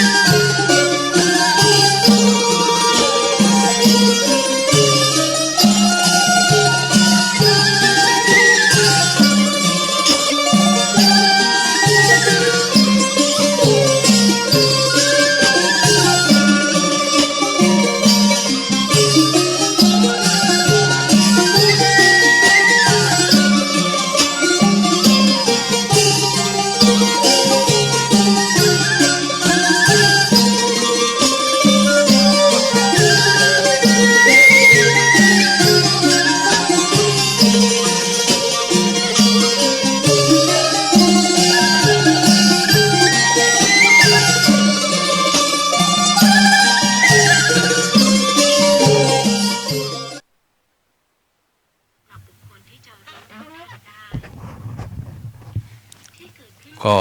โอกาสนำพา ความสุขความสวัสดีจงมาบังเกิดแก่เจ้าพี่ในน้องนะครับ มีแก้วสหายคำจุบูทุกคนครับ พบกันแถมครั้งหนึ่งครับ กับรายการที่พึ่งทางใจทางสถานีวิทยุเพื่อการศึกษาพระพุทธศาสนาและวัฒนธรรมวัดแห่งวัดฝ่ายหินท่านผู้ฟังเจ้าพี่ในน้องจุผู้จุคนครับปัจจุบันนี้สังคมบ้านเฮานั้นเมืองเฮานั้นก็สับสนนะครับสับสนวุ่นวายบ่ฮู้จะไปทิศทางไหนดีนะครับจะไปซ้ายก็อิดจะไปขวาก็เนยนะครับเหมือนกับดาบอำนวยถามบอกว่าอาจารย์คิดอย่างใดกับสภาพการเมืองปัจจุบันก็เลยบอกว่ามีความรู้สึกว่าเฉยๆนะครับเฉยๆที่มันเฉยๆนั่นก็เพราะว่าทุกสิ่งทุกอย่างนั้นมันอยู่ที่ความคิดความเห็นของแต่ละผู้แต่ละคนหรือพันห้องว่ามันเกิดจากจิตนะเกิดจากจิตโดยเฉพาะจิตที่มีความสำนึกดีแล้วก็ต้องมีการจิตสำนึกดีจิตที่คิดดีจิตที่ทำดีอย่างเป็นระบบนะครับก็หมายความว่าคือจะคิดอะไรอย่างก็ตามจะทำอะไรอย่างก็ตามต้องตั้งสติคิดให้มันดีคิดให้มันฮอดจนพอมันทะลุปุโป่งมองไปทางใดก็เห็นแสงสว่างนะครับนั่นก็คือจิตที่มันคิดดีแต่ถ้าหากว่ามันเป็นจิตที่คิดบ่ดีคิดไปแล้วกำเมืองเปิ่นก่อฮ้องมันจะมึนตึบนะครับคิดบ่ดีเนี่ยนะมันตึงมึนตึบพอตั้งไหนมันก็บ่ทะลุปุโป่งพอไปก็หดหูเปิ่นเหมือนเปิ่นบอกว่าหดหูหัวใจไอ้เพิ่นว่านะจึงได้เห็นเป็นภาพเป็นข่าวตั้งสถานีวิทยุตั้งทีวีตั้งสื่อหนังสือพิมพ์โดยทั่วไปนะครับคนนั้นก็ยิงตัวตายว่าอันนี้ก็แขวนคอตายว่าคนนั้นก็ฆ่าลูกฆ่าเมียแล้วก็ยิงตัวตายบางคนก็จับลูกกอกยับพิษพ่องอันนั้นมาเกิดจากจิตที่มันตกจิตที่มันตกบอกว่าจิตมันเกิดมาได้มาจากทางไหนพ่องว่านะครับจิตก็เกิดจากตานะครับเกิดจากตาที่ตาได้ไปหูได้ไปหันมานะครับตาได้ไปหูได้ไปหันมาแล้วก็เอามาเก็บไว้นะครับเอามาเก็บไว้ใส่ในใจท่านนะครับหรือบางทีเพิ่นก็บอกว่าจิตนั้นเกิดจากหูนะครับได้ไปฟังมาฟังหันน้อยฟังนี่น้อยก็เอามาใส่ไว้ในจิตเอามาสั่งไว้ใส่ไว้ในใจเอาไปฝังไว้ในหันนะครับอันนี้เกิดจากหูที่ได้ฟังมาบางทีจิตเกิดจากจมูกนั่นก็เป็นการเกิดได้จากกันได้ไปได้กลิ่นมาบางทีก็กินเหม็นผ่องกินหอมผ่องมันสะปะกินนะครับมาประกอบมาเป็นความคิด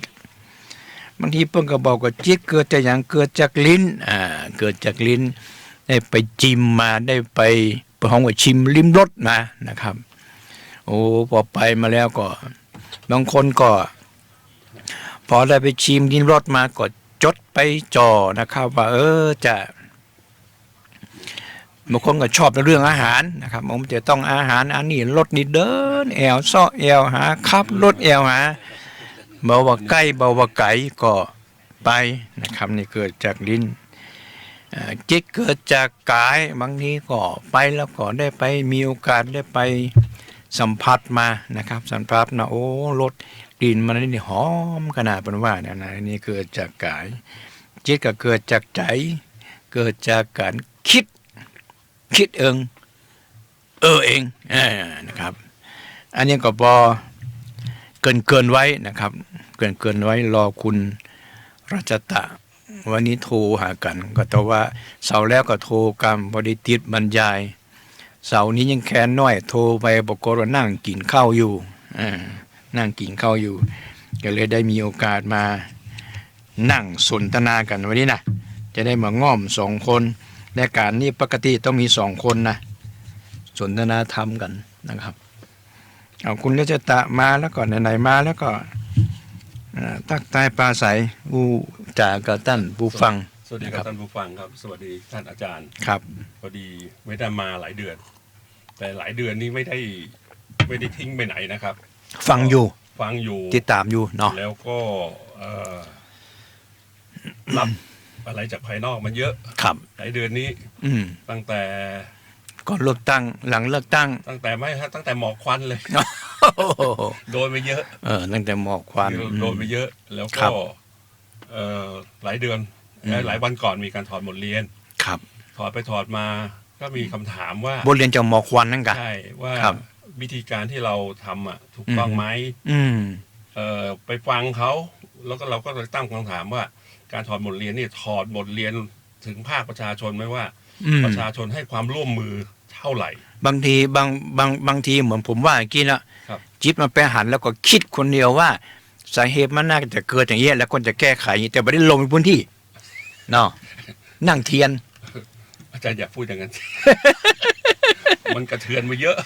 นั่งเทียน อันนี้เป็นความจริงนะคุณรัชตะบอกว่า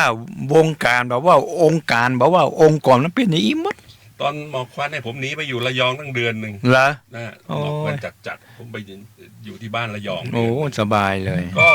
ไม่ได้สบายนะก็ติดตามข่าวทั้งนี้แล้วก็ห่วงกระแสในโซเชียลใน Facebook ครับ ที่หลายคนก็พิมพ์ด้วยความสนุกสนาน ครับ บางคนอยู่เมืองนอกก็รู้เรื่องราวของเชียงใหม่ดีด้วยนะหมอกมันเกิดจากตรงนี้ตรงนั้น คือไปอ่านไปดูโปรไฟล์แล้วก็นั่งขำโอ้ตายแล้วถ้าอย่างนี้เนี่ยมันเหนื่อย มันหลังจากไม่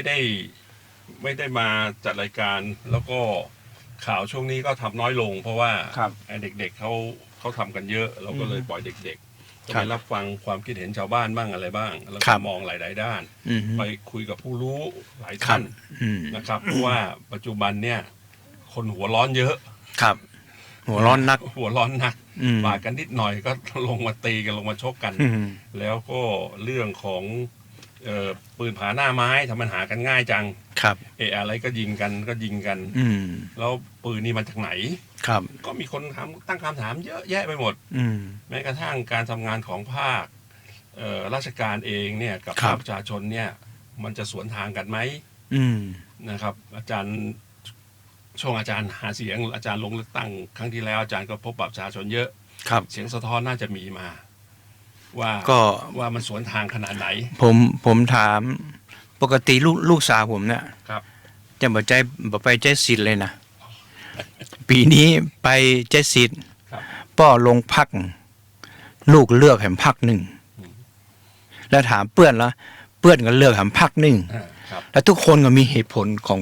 ของแต่ละคน ถูกต้อง ครับ คือเรื่องเลือกตั้งเนี่ยนะฮะเดี๋ยวนั้นแตะการเมืองนิดนึงว่า ครับ ใครจะชอบใครชอบพรรคไหน ครับ เป็นสิทธิ์ของคนนั้น ไม่ถ้าสมมุติว่าผมชอบพรรคนี้อาจาร ครั ย์ บ ชอบพรรคนั้น ครับ แล้วอาจารย์มันด่าผมคงจะไม่ใช่ ครับ ทุกคนมีสิทธิ์ที่จะเลือกมีสิทธิ์มีจะชอบ ทีนี้ก่อนที่จะด่าไผ ครับ ก่อนที่จะว่าไผนี่นะกำเมืองปนว่า คือหันมาพอง่อนต่อเก่าอย่างก่อนว่ะ ครับ ถ้ามันพอง่อนก็ถ้ามันหันนี่นะมันถึงจะอู้ได้บางทีมันมาหันแล้วมันว่าไปเรื่อยไง คือสิ่งหนึ่งที่เราห่วงคือ ครับ เมื่อเวลาเราไปถาม คือเราอยากรู้ความจริง ครับ เราก็ลงไปสอบถาม ครับ อาจจะไปทำข่าวบ้างไปหาความจริงบ้าง ครับ อ้าวพี่รู้ได้ไงก็ฟังเขาว่ามา ฟังเขาว่า อ้าวถ้าพี่ฟังเขาว่า ผมก็ไม่ถามอะไรแล้วนะครับ เรื่องนี้ดี3 วันก่อน ครับ กกตชวนผมไปสัมมนาเรื่องพรรคการเมือง กับเรื่องการทุจริตการเลือกตั้ง ครับ ผมก็เข้าไปร่วม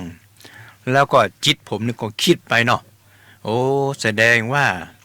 สัมมนานี่หมายถึงการแลกเปลี่ยนความคิด ครับ ระหว่างกกตระหว่างพรรคการเมืองระหว่างนักการเมืองท้องถิ่นแล้วก็พี่น้ององค์กรต่างๆนี่ความคิดของผมนะครับ ปรากฏว่าไปแล้วเป็นการมานั่งฟัง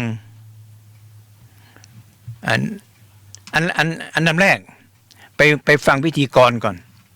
แล้วก็เจิญกันมาตั้งโต๊ะนั่งประสานมือจับมือกันว่าจะร่วมมือกันถ่ายรูปนี่นะแล้วจากนั้นก็ปปชอู้ผมก็เรียนนั่งอู้เจ้าหน้าที่ว่าความคิดกกตมันดีนะความคิดมันดี แต่ปรากฏว่าเป้าหมายมันเพี้ยนพอเป้าหมายมันเพี้ยนเนี่ยวิธีการมันก็เลยเพี้ยนไปเลยเสียดายงบประมาณถ้าจัดสัมมนาแล้วมันน่าสามารถที่จะจัดตั้งและต่อยอดรวบรวมความคิดได้อันนี้มันนั่งฟังมาได้ผมว่ามันความคิดมันดีเป้าหมายมันเลยเพี้ยนวิธีการมันก็เลยเพี้ยน คือวันที่เดี๋ยวผมดูนิดนึงคือวันอาทิตย์หน้าเนี่ยฮะป ครั ป บ ชก็จะมีสัมมนาภาคประชาชน ที่โรงแรมเชียงใหม่ภูค ครับ ำทั้งวันเลยนะฮะ เป้าหมาย เป้าหมายก็ผมไม่แน่ใจว่าพอดีเขาเชิญมาแล้วผม ครับ ตอบรับไปแล้ว แล้วก็เป็นภาคประชาชนทั้งหมด ครับ ผู้บรรยายทั้งหมดเป็นเจ้าหน้าที่ของปปชกับปปทนะครับ ก็เรื่องอะไรบ้างก็ไม่แน่ใจ ทีนี้ถามก่อนว่า ครับ เป้าหมายที่จะมาจัดน่ะเพื่ออะไร เป้าหมายเพื่อให้โครงการมันเกิดใช้งบประมาณ ครับ หรือว่าเป้าหมายเนี่ยต้องการจะให้ความรู้ต้องการที่จะให้ทุกภาคส่วนในสังคมนี้ได้มีส่วนร่วม ก็ อันเนี้ยสำคัญ เป็นโครงการสร้างความตระหนักรู้การป้องกันและปราบปรามการทุจริต และประพฤติผิดชอบ แต่หนักรู้ก็หมายความว่าไม่ให้ความรู้เฉยๆอ่ะ ใช่ให้แก่เครือข่ายภาคประชาชน ให้ความรู้เฉยๆว่าทุกกูทำอย่างนี้เนี่ยมันผิดนะมันดีหรือไม่ดีนะแต่ว่าที่ผมพูดหมายถึงว่าแต่เนี้ยอย่างใดอ่ะที่คนที่เข้าไปเนี่ยเขาเกิดความตระหนักรู้เกิดความคิดดีอยากจะมีส่วนเข้าไปร่วมอ่ะ คือส่วนหนึ่งที่มันมีอบรมเยอะมากอ่ะครับอบรมเยอะมาก แล้วก็ถามว่าแล้วมันได้ผลเชิงประจักษ์หรือเปล่าเนี่ยไม่มีใครรู้ ก็มันอยู่ที่ตอนคิดโครงการนะครับ แล้วก็เป้าหมายถ้าว่าโครงการน่ะมันคิดดีนะ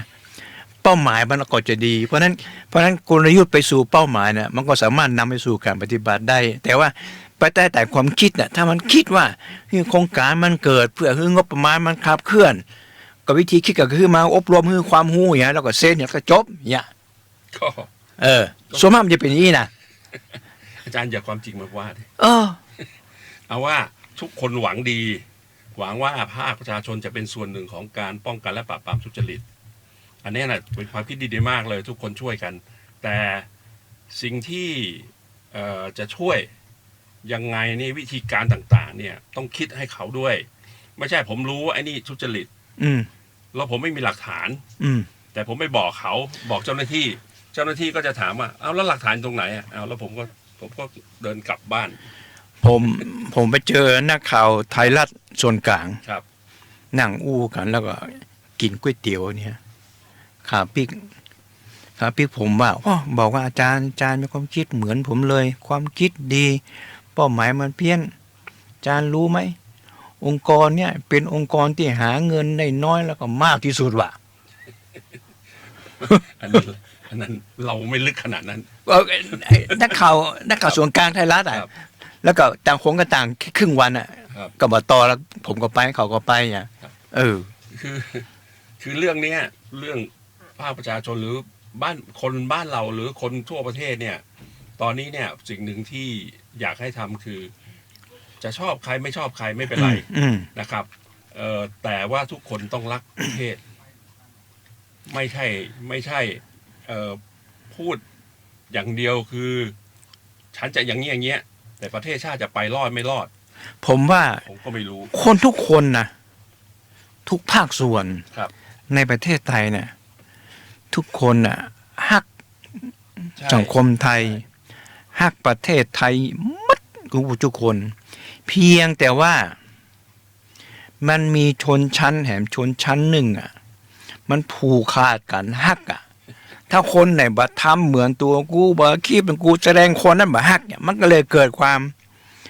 แปลกแยกมันอยากจะงี้ไขฮักเหมือนกันนะผมบอกว่าต้องทำดีเป็นตัวอย่างอย่า คือตอนเนี้ยทุกคนต้องใจล่มๆแล้วนะ เรื่องนะ แล้วก็คงไม่มีฝ่ายหนึ่งถูกฝ่ายหนึ่งผิดนะฮะ ถูกต้อง เพราะฉะนั้นก็ร่วมมือร่วมใจกันพัฒนาประเทศไปเถอะนะครับ จะมากจะน้อยทุกคนช่วยได้หมดนะครับ อย่าใจร้อนเรื่องหนึ่งตอนนี้คือใจร้อนมาก แต่ละคนเนี่ยใจร้อน ผมว่ามาถึงขนาดนี้นี่นะครับ ทุกฝ่ายนะบอกว่าฝ่ายการเมืองนะบอกว่าฝ่ายผลประโยชน์นะบอกว่าฝ่ายบริหารบอกว่าฝ่ายตุลาการบอกว่าฝ่ายสภานะครับควรจะเหมือนคุณรัชดาว่าควรจะเริ่มนับหนึ่งกันไหม ใช่ใช่ นับหนึ่งกันไหม ใช่ ทุกคนทุกฝ่ายเลย ใช่ ไอ้ในสิ่งไหนที่เปิ้นว่ามันบ่ดีนะก็อย่าไปทำ ครับ ที่จริงข้อมูลพวก ต้อง เนี้ย ต้องเปิดกว้างอ่ะ ทุกพวกเนี้ยทุกคนมีอยู่แล้วอะ มีอยู่แล้ว เพียงแต่ว่าเฮ้ยทุกคนตอนเนี้ยมาตั้งเรื่องของความดีทั้งหมดไหม ทำดีทุกคนเลยทุกคนไม่ต้องแบ่งพรรคแบ่งพวกแบ่งอะไร ทุกคนมาทั้งเพื่อประเทศ ทุกคนทำดีเพื่อประเทศชาติ ครับ ทุกคนมุ่งที่จะทำมาหากินด้วยความสุจริตเพื่อเป้าหมายว่าจะทำยังไงก็ได้ให้ประเทศเนี่ย มันเดินไม่ได้ ไม่ได้ อยากเรื่องอื่นน่ะปล่อยวางเถอะ ก็ผมว่าอันดับแรกเนี่ยนะฝ่ายบริหารนี่นะผู้นำของฝ่ายบริหารนี่นะครับ ต้องเสียสละในเรื่องอย่างเสียสละในเรื่องของความคิด ในเรื่องของความเห็นคือต้องเปิดกว้าง แล้วก็เปิดรับฟังอันไหนที่เขาดูว่าเขาพลาดเนี่ย ครับ อันไหนที่เขาดูแล้วเขาว่าเขามันบ่ดีแต่กันเนี่ย ครับ เขาก็ต้องเอามาปรับแล้วก็มันเริ่มใหม่ ต้องบัทำในสิ่งที่เขาว่า แต่ในสิ่งที่เขาว่า ถ้าเขายังทำอยู่นี่นะครับ มันก็จะไปบอกคนอื่นว่าเฮ้ยเนี่ยเหมือนเฮานะมันก็ดึงเปลี่ยนไปไม่ได้ สิ่งหนึ่งตอนนี้ผมตั้งข้อสังเกตนะเมื่อวานผมก็คุยกับอาจารย์ท่านหนึ่ง ฮะ ไปนั่งคุยกันแล้วนั่งหัวเราะกัน2 คน ครับ ปัจจุบันงานต่างๆ เนี่ย อือฮึ งานใหญ่ๆหน่อยเนี่ย ครับ นะฮะเดี๋ยวนี้ทำไมประชาชนไปน้อย อืม หน่วยงานองค์กร สมาคมอะไรต่างๆอะไปน้อย ครับ ผมก็ถามว่าเอ้าเดี๋ยวนี้อาจารย์ไม่ไปร่วมงานโอ้ผมไม่ไปร่วมตั้งนานแล้วครับ อืม ทำไมก็เราก็เป็นองค์กรนะ องค์กรเสียสละด้วยองค์กรที่เราไม่มีเงินเดือนไม่มีอะไร ครับ เวลาเชิญเราไปแล้วเราไปนั่งอยู่หลังราชการ อืมใช่ไหม แล้วเขามาทำไมบอกว่า แล้วทำไมเขาไม่ทำ2 ฝั่งอ่ะฝั่งหนึ่งราชการฝั่งหนึ่งภาคประชาชน อืม ที่มีหน่วยงานองค์กรเอกชน เอาแล้วกลายเป็นว่าเราไปนั่งข้างหลังหน่วยราชการ แล้วมีอะไรก็ราชการไปก่อน เอ้า ไปเปลี่ยนว่า เอาเปิ้นไปเป็นตัวประกอบอ่ะ เหมือนที่ผมบอกที่ไอ้กกต ครับ แจ้งหาจัดวันนั้นน่ะ ครับ เป็นว่าเอามูลเนี่ยมาเป็น อ๋อ มาเป็น ใช่ ตัวประกอบ ว่า เพื่อโครงการมาเกิด ว่าโครงการได้ทำแล้ว แล้วก็ มีผู้สมัครมาร่วมงาน มี แล้ว พรรคการเมืองด้วยกันมาแล้วก็ไปถ่ายรูปจับมือถ่ายรูปกันบอก ครับ ว่าเป็นสัญญาประชาคม ครับ ก็มันยังบ่ได้อู้กันเตื้อแล้วมาจับมือถ่ายรูปอย่างก่อนน่ะ เขากลัวหนีไงฮะขอถ่ายเยอะๆไว้ก่อน คือเรื่องนั้นน่ะอย่าไปหัวร้อนเลยตอนนี้อาจารย์ ถ่ายหูเอาตึงหน้าว่ะ มันเป็นเรื่องปกติ หันหน้าหันหลังว่าที่จริงน่าจะความรู้ป๊อปกับสัมมนาแลกเปลี่ยนแบ่งกลุ่มย่อยแหละ ครับ จัดสัมมนาทุกคนมีความคิดอย่างก็มานำเสนอทีละกลุ่มแหละแล้วสุดท้ายก็ทายก็ได้หรอ ก็สัมมนาเยอะแล้วนะไอ้เรื่องพวกเนี้ยนะฮะก็ จะทำยังไงต่อไปก็ต้องรอผู้บริหารชุดใหม่ว่าจะเอายังไงกัน เพราะว่าผมว่าข้อมูลน่ะเยอะ แต่ว่าข้อมูลที่ไม่ดีแล้วนำมาแก้ไขเนี่ยใครจะเป็นคนทำแล้วทำได้สำเร็จแค่ไหน มันมีเรื่องเล่าโจ๊กแล้วแต่ว่าเล่าในตรงนี้ไม่ได้เล่าออกอากาศไม่ได้นะครับ เพราะว่ามันเป็นเรื่องไม่ใช่โจ๊กนะคือโจ๊กแบบอะไรอะสะเทือนเราเหมือนกัน สะเทือนวงการนะครับทำไมเรามีสัมมนาเยอะ ครับ เดี๋ยวก็อบรมเดี๋ยวก็อบรมเดี๋ยวหน่วยนี้ไปอบรมเดี๋ยวหน่วยนี้ปิดนู่นไปอบรมหน่วยนี้3 วันไปอบรมไปทัศนศึกษามีคนถามว่าแสดงว่าไม่เก่งใช่ไหมเนี่ย ต้องอบรมต้องมีสัมมนาตลอดเวลาเพราะงานผมไปเอวไม่ได้ทำไปเอวเมืองเชียงรุ้งเนาะ ครับ ไอ้12 ปันนานั่นนะโหก็เมืองเชียงรุ้งเขาฟังนี่มันน่าจะมันน่าจะ ไม่ทันสมัยเมื่อทันสมัยปรากฏว่าไปเปิ้นเสาไฟฟ้าก็บ่หันแต่ถ้าที่มันมีจำหันจำเป็นจะต้องมีนะ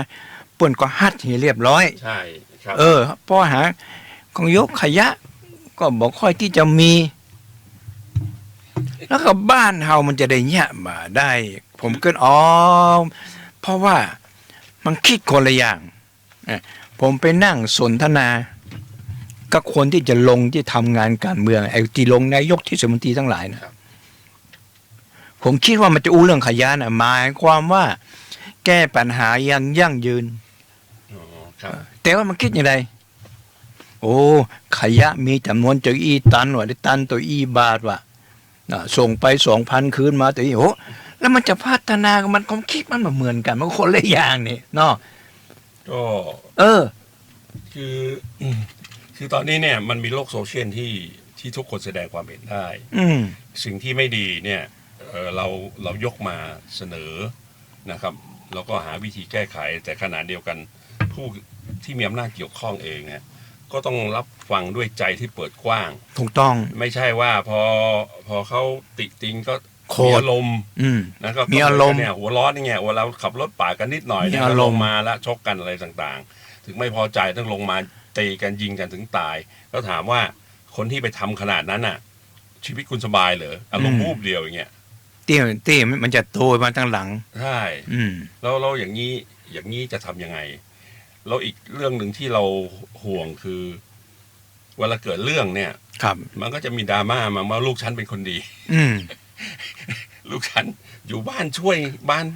ช่วยทำมาหากินช่วยแล้งช่วยล้านจานช่วยหาชะตางไม่ทำแบบนั้นหรอกอย่างเงี้ยซึ่ง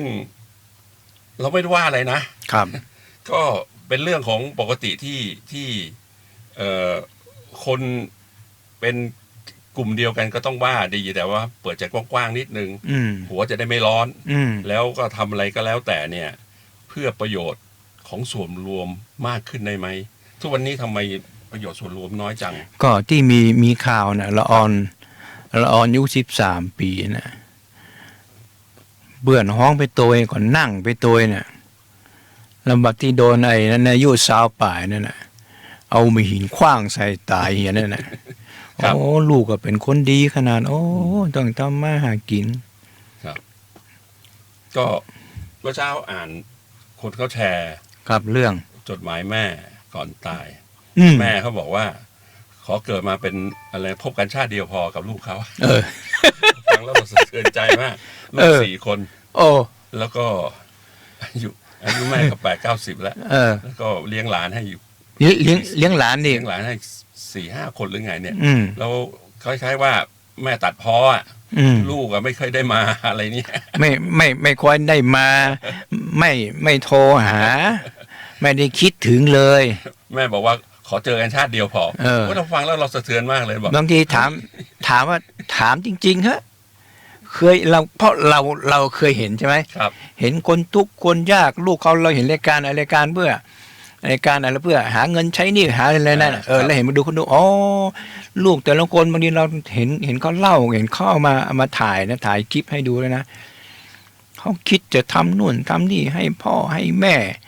ได้มีความสุขให้พ่อให้แม่ดีขึ้นอย่างเงี้ยเลยลองถามว่าคิดบ้างไหมว่าจะเอาเงินมีเงินเดือนเป็นแสนมีคิดบ้างไหมว่าจะแบ่งให้พ่อแม่ใช้บอกไม่ได้คิดเลย คือพูดเรื่องนี้แล้วสะเทือนเยอะนะเพราะว่าผม ไม่ได้คิดเลยอ่ะผมกลางคืนก็ออกเข้าไปทำงานด้านเครือข่ายกลางคืนก็ออกตระเวนดูสถานบันเทิงบ้างร้านอาหารบ้างเรื่องของเศรษฐกิจเรื่องของอะไรโอ้ยคนกินเหล้าเยอะมากเลยนะมันเงินไหนมันกินกันแล้วบอกว่าเราก็นึกในใจว่าโอ้โหโต๊ะหนึ่งเนี่ยเป็นพันแน่นอนเลย30 คนเนี่ยเป็นพัน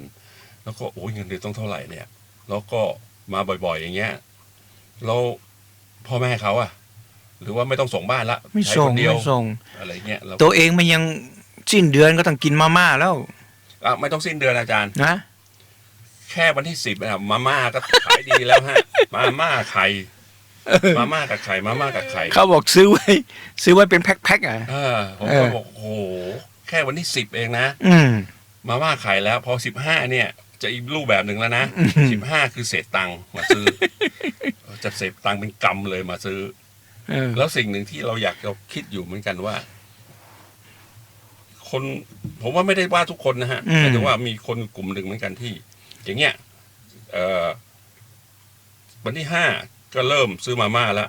วันที่10ก็เริ่มกำเศษตังค์แล้วแต่สิ่งหนึ่งที่พอมีนิดหน่อยหรือว่าพอมีปุ๊บจะต้องซื้อเครื่องดื่มแอลกอฮอล์กินแล้วก็เราโอ้เฮ้ยเอาแล้วทำไมข้าวอาหารมื้อเป็นมาม่าแต่ซื้อเบียร์ขวดหนึ่ง50-60ได้แล้วยังไงเนี่ยผมเลยพอเลือกตั้งเสร็จปั๊บใช่ไหมผมก็เลยมานั่งคิดกูเนี่ยมันไม่เหมาะกับการเมืองอย่างนี้เว้ยเพราะอะไรเราไม่ชอบไปนั่งกินเนาะใช่ไปนั่งกินทั้งวันทั้งคืนเนี่ยกินนี่ต่อนู่นกินนั่นต่อนี่ไม่ถ้าพูดอาจารย์พูดอย่างนี้นะการเมืองคงจะมีคนแบบอาจารย์เข้าไปมันไม่เหมาะอ่ะต้องไปแบบเนี้ยไม่เหมาะเนี่ยดีเพราะว่าจะไม่ไปติดยึดวัฒนธรรมประเพณีของเขาว่าต้องมาสังสรรค์ต้องผมไปแล้วไม่เหมาะเสร็จแล้วก็ไปแล้วก็พักผ่อนอย่างเงี้ยครับพอดีผมไปไอ้นั่นลงนายกกินกลุ่มนี้เสร็จปั๊บก็ไปต่อกลุ่มนี้ก็ต่อโอ้โหตายหาภาษามึงได้มีความอดทนขนาดนี้แล้วกินทุกวันผมบอกผมเนี่ยไม่เหมาะแต่ถ้าให้ผมไปยืนพูดนี่ก็ยังชั่วไปเป็นฝ่ายบริหารนี่ก็ยังชั่วลองหมดแล้วว่าโอ้ทุกคิดมันไม่เหมาะจริงๆป่ะถ้าพูดถึงอย่างนี้เนี่ยถ้าพูดถึงด้านธุรกิจนะไม่พูดการเมืองนะธุรกิจจำเป็นตีกอล์ฟสังสรรค์งานเลี้ยงก็ต้องมันไม่ได้กินเหมือนการเมืองอันนี้เขากินเขาเป็นช่วงเป็นเวลากินนิดกินหน่อยอย่างผมมาตีกอล์ฟเสร็จปั๊บเนี่ยใครแพ้เหรอไปนั่งกินส้มตำถึงแม้ว่าไอ้นั่นนับถืออิสลามมันกินอื่นมันก็กินแค่ส้มตำมันอ่ะก็ข้าวเหนียวเรากินไก่ได้แล้วก็กินไก่เสร็จแล้วก็ต่างคนก็ต่างแย่ไปอย่างเงี้ยไม่แบบชนแล้วชนอีกไม่มีชงแล้วชงอีกบางทีก็ถ้ามันเย็นหน่อยก็เบียร์ขวดหนึ่งก็2 คนแล้วแก้วจบแล้ว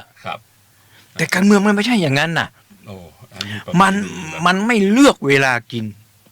มันกินได้ตลอดไม่นะอาจารย์ผมอาจจะเป็นเฉพาะบางกลุ่มมั้งอาจารย์อย่างเมื่อก่อนที่ติดตามเข้าไปหาเสียงบ้างไปทำงานด้านบริหารบ้างที่เขาได้ตำแหน่งแล้วเนี่ยก็ไม่ได้มีขนาดนั้นนะอันนั้นมันคือระดับคือหมายความว่าเราต้องไปคุกในทุกส่วนอย่างนั้นน่ะแต่ถ้าว่าเราไปเฉยๆมันไม่มีใครหรอกแต่ระดับหัวผมเป็นผู้อำนวยการเลือกตั้งผมก็ไม่ไปคุกอย่างนี้ใช่แต่ถ้าเราลงแล้วเนี่ยถ้าเราไม่คุกก็ถือว่าเราไม่เข้าถึงก็ผมเคยตามระดับรองนายกพอตรวจงานเสร็จเรียบร้อยท่านเข้าโรงแรมท่านบอกกูนอนแล้วเนอะ เอ้าแล้วไม่มีใครมาตั้งเนี่ยต่างคนต่างนอนเลขาหนีกันหมดบอกเพราะว่าบอกพรุ่งนี้เช้าต้องไปอีกเช้านอนละไม่เอาละอะไรก็ไม่เอาละขอนอนก่อนอย่างเงี้ยมันก็มีนะฮะแต่ว่าอย่างว่านะน้อยมันน้อยเยอะมันเยอะมันน้อยก็เลยต้องเป็นอย่างนี้แต่สิ่งหนึ่งที่อยากฝากก็คือช่วงเนี้ยอย่าหัวร้อนกันเยอะระหว่างนี้เราต้องเนี่ยจะทำยังไงให้คนมันใจเย็นลงคือถ้าใจเย็นลงเนี่ยนะอาจารย์ต้องอ่านเยอะอย่าอ่านพาดหัวอย่าอ่าน3 บรรทัด8 บรรทัดอ่านให้รู้เลยอ่านลึกแล้วสงสัยตรงไหน Google มีเซิร์ชไปใหม่เซิร์ชไปหาคำนี้เลยว่าคำไอ้เรื่องเนี้ยมีเกิดจากอะไรเพราะมันมีเก็บไว้ใน Google ตลอดอะไม่ต้องห่วงเลยทีนี้ถ้าห่วงที่สุดตอนนี้เนี่ยไม่ใช่เรื่องการเมืองบ้านเราหรอกเขาห่วงเรื่องเศรษฐกิจนอกประเทศที่จะกระทบกับประเทศไทยมากกว่าใครว่าไม่กระทบมากระทบแน่ๆนะฮะมันมีปัญหาแน่ๆมันอยู่ที่สังคมโดยภาพรวมทั้งหมดนะครับไม่แต่ว่าอย่างจีนกับอเมริกาที่กำลังสู้กันเรื่องเศรษฐกิจตัวเนี้ยครับน่าห่วงครับไอ้รายรับเนี่ยที่ว่าบัญชีเก่าเนี่ยครับก็มันเป็นรายรับปีก็เป็นอะไรที่กระทบมาถึงไทยแน่นอนครับนะครับโดยเฉพาะเรื่องของค่าเงินบาทแล้วก็การปรับเรื่องเศรษฐกิจภายในของจีนเองก็มีกระทบกับประเทศไทยเหมือนกันแต่ว่าคนทั่วไปอาจจะไม่ได้ศึกษาไม่ได้เข้าไปดูว่าโอเคโดยเฉพาะนโยบายที่เขากำลังเอาเขาเรียก shadow bank คือธนาคารเงาเนี่ยเข้าไปอยู่ในระบบจีนเนี่ยต่อไปเนี่ยการเรื่องของการเงินเนี่ยมันกระทบกับบ้านเราแน่นอนอาจารย์รู้จัก shadow bank ไหมฮะธนาคารเงาไม่รู้ธนาคารเงาคือธนาคารที่ไม่อยู่เข้าไปในระบบธนาคารของชาติคือหมายความว่าพวกสมัยก่อนเราเรียกโพยกวนพวกนี้จีนพยายามตบเข้าไปให้ได้เพราะว่ามันกู้ง่ายไงกู้ง่ายมันก็จะเหมือนในพวกอันนี้กันอะไรนะบ้านเรามึงกู้นอกระบบนี่เหรอไม่ใช่นอกระบบของมันอยู่ในระบบมีระบบเหมือนกันแต่ว่าเขาไม่ได้อยู่ในการควบคุมของแบงก์ชาติเขาเขาก็พยายามจะตบเข้าไปอันเนี้ยมันก็จะกระทบกับไทยแน่นอนถ้าสมมติเขาตบเข้าไปเรียบร้อยเนี่ยนะครับเพราะว่าทุกวันนี้เนี่ยการโอนเงินบ้านเราเนี่ยมันก็มีส่วนหนึ่งที่โอนผ่านแบบนี้ไปจีนอย่างเงี้ยไปจีนไปพม่าก็แบบนี้นะใช่ไหมแต่แถวชายแดนเนี่ยนั่นแหละก็แบบนี้ก็เหมือนไอ้ครั้งก่อนที่ใครที่ไม่สายโอนไปหลายพันล้านเนี่ยเป็นแบบนี้นั่นแหละฮะเพราะฉะนั้นมันอีกหน่อยถ้าจีนเขาพยายามจะตบให้เข้าที่เพราะว่ามันจะได้เป็นระบบเดียวกันทั้งหมดอันนั้นก็จะกระทบบ้านเรานะทีนี้คนบ้านเราเนี่ยคนธรรมดาแต่อาจจะไม่ได้สนใจแต่ว่าพอกระทบแล้วเนี่ยมันก็กระทบเป็นวงกว้างเหมือนกันเรื่องการทำหากินก็อาจจะลำบากขึ้นแต่ในภายใต้การลำบากขึ้นเนี่ยมันไม่ใช่เกิดจากบ้านเราหรอกอย่างเดียวนอกประเทศเนี่ยกระทบเราเยอะมากตอนนี้สิ่งหนึ่งคือเนี่ยตอนนี้เนี่ยเขาบอกว่าเขามีคนถามว่าเอ้าไม่ไปไหนอยู่บ้านผมบอกก็ผมจะไม่รู้ไปทำอะไรอยู่สบายเลยกะแล้วเราไม่ต้องทำงานทำแต่ว่าก็ทำในส่วนที่ทำต้องไปทำจำเป็นไม่จำเป็นก็จะอยู่บ้านไม่ทำอยู่บ้านเพราะว่าไปก็ค่าใช้จ่ายเยอะถ้าน้ำมันรถค่ากินเราไม่ใช่เป็นพวกที่ไปแล้วเขาจะต้องเลี้ยงเราต้องจ่ายน้ำมันรถเราเห็นว่างานนี้เนี่ยกระทบกับสังคมกระทบกับชาวบ้านเราก็ไปนะครับแต่ว่าอันนั้นน่ะคือสิ่งที่เราคิดว่าถ้าเราไม่มีหนี้นะฮะไม่ก่อหนี้ไม่ผ่อนอะไรเลยบ้านไม่ต้องเช่านะฮะเราใช้เศรษฐกิจพอเพียงของรัชกาลที่9เนี่ยอยู่สบายครับอย่าไปคิดว่าอย่างนี้ก็เป็นคนที่เชื่อจะไม่ใช่นะฮะคนเรามันแอคทีฟตลอดเลยเพียงแต่ว่าตอนนี้ต้องมาคิดกันแล้วว่าอันไหนจำเป็นอันไหนไม่จำเป็นเขาบอกว่าเศรษฐกิจนะทั้งโลกนี่นะครับมันเหมือนกันหมดแต่ว่าจะทำอย่างไรให้เศรษฐกิจในประเทศเราในบ้านเราเนี่ยมันเหมือนกับคุณเลสตาว่าสามารถขับเคลื่อนไปได้เพราะฉะนั้น เป็นหน้าที่ของรัฐบาลใหม่ ครับ ต้องคิดว่าจะทำยังไง ให้เศรษฐกิจภายในมันดีขึ้น มันคือตอนนี้ก็เข้าใจอาจารย์จนน่ะ จนจริงๆนะไอ้รวยก็รวยจริงๆไอ้ระหว่างกลางเนี่ยผมกำลังห่วงระหว่างกลางเนี่ย ก็เรามีโลกโซเชียลที่ชอบ โอ้ยนี่ถูกรางวัลที่หนึ่งนะไอ้พวกนี้ก็โอ้โหเอาเลยเว้ยอยากได้ อันที่สองคนนั้นประสบความสำเร็จเขาเพราะทำแบบนี้ แต่เบื้องหลังในการทำแบบนี้มันไม่มีข้อมูลไงฮะว่าเขาทำยังไงรู้แต่ว่าเขาประสบความสำเร็จเป็นเศรษฐีใหม่100 ล้านเป็นอะไร100 ล้าน แต่ภายใต้ตรงนั้นเนี่ยสิ่งหนึ่งที่อยากจะฝากก็คืออย่าถีบคนจนขึ้นไปนะอย่าขี่คนจนขึ้นไปอย่าขี่อันเนี้ยสำคัญเพื่อให้ตัวเองรวยอันเนี้ยที่ผมว่าตรงนี้ทำยังไงถึงจะเกลี่ยตรงนี้ได้จนก็จนมากรวยก็รวยมากเนี่ยเกลี่ยลงมาแล้วทุกคนเนี่ยเป็นน้ำหนึ่งเดียวกันอย่าถีบอย่าเหยียบบ่ากันผมว่านะระบบสหกรณ์ก็ดีนะดีสิอาจารย์เพราะนั้นจะทำยังไงอ่ะสมมุติว่าเงินใช่ไหมเงินเนี่ยแทนจะไปให้เฉยๆอ่ะอย่างชาวนาเนี่ยทำยังไงให้มันเป็นระบบสหกรณ์ดิมีไซโลของตัวเองเนาะไม่ต้องไปจ้างใครเราก็สหกรณ์เป็นคนรับฝากเท่าไหร่ขายแล้วก็ขายส่วนหนึ่งแล้วก็เอาไปแล้วก็ถ้ามันราคาดีขึ้นค่อยขายอย่างเงี้ยมันมีปัญหาเรื่องผู้บริหารสหกรณ์ถ้าไม่เก่งนี่เหนื่อยนะถ้าไม่เก่งสำคัญไม่เก่งไม่พอมันขี้โกงเหมือนกับไอ้ที่ดอนจันนี่นะใช่แต่ผมก็คิดว่ายังไงทำให้สหกรณ์มันไปได้ผมเห็นหลายๆที่เขาทำกันแล้วสำเร็จไงอย่างในหมู่บ้านในตำบลเดี๋ยวดูสิจะทำยังไงเอาข้างในนี้ให้มันดีให้มันนี่ก่อนให้มีรายได้ดีก่อนคือสหกรณ์เนี่ยเป็นสิ่งที่ในหลวงรัชกาลที่ 9พูดรัชกาลที่ 9ก็พูดเรื่องนี้สหกรณ์ตั้งแต่สมัยท่านละสิ่งหนึ่งที่เราไม่เหมือนที่คนประเทศกลุ่มคนจีนที่อยู่อเมริกาคนยวนคนเวียดนามที่อยู่อเมริกาพวกเนี้ยเขาก็จะมีสมาคมนี่เรื่องที่ทางจีนเขาเล่านะพวกเห็นไหมก็จะมีสมาคมเขามีสมาคมแล้วในสมาคมเนี่ยเขาช่วยเหลือกันยกตัวอย่างเนี่ยเวียดนามเนี่ยสมาคมคนเวียดนามในอเมริกาเนี่ยเขาเล่าให้ฟังมีคนเขาเล่าให้ฟังมีชาวเวียดนามเพิ่งอพยพไปอยู่อเมริกาก็ยังไม่รู้อะไรเนี่ยสมาคมเนี่ยทุกคนลงขันจะมาดูแลไปช่วยเขาให้เปิดทำธุรกิจได้อะไรได้แล้วค่อยๆส่งคืนสมาคมแล้วเวลาเขามีปัญหาเนี่ยสมาคมเขาก็จะลงไปช่วยให้คำปรึกษาบ้างต้องอย่างนี้อย่างเงี้ยจนเขาอยู่รอดก่อนเนี่ยไอ้เงินกองทุนสหกรณ์นี่แหละเงินกองทุนหมู่บ้านเนี่ยใช่กองทุนหนึ่งมันหลาย10 ล้านนะกองทุนอยู่กับใครก็ไม่รู้มีคนมาลองผมเยอะแล้วแล้วทำไมไม่เอามันทำแล้วไม่ให้ก่อประโยชน์เอาไปทำอะไรอ่ะคือเรื่องหนึ่งเนี่ยที่ผมจะไปสัมมนากับปปชกันมีเรื่องหนึ่งที่ผมจะพูดเหมือนกันถ้าใครพูดเนี่ยกองทุนหมู่บ้านเนี่ยมีชาวบ้านมาร้องผมเยอะกองทุนหมู่บ้านเนี่ยตกลงมากองทุนของใครของใครเนี่ยของประธาน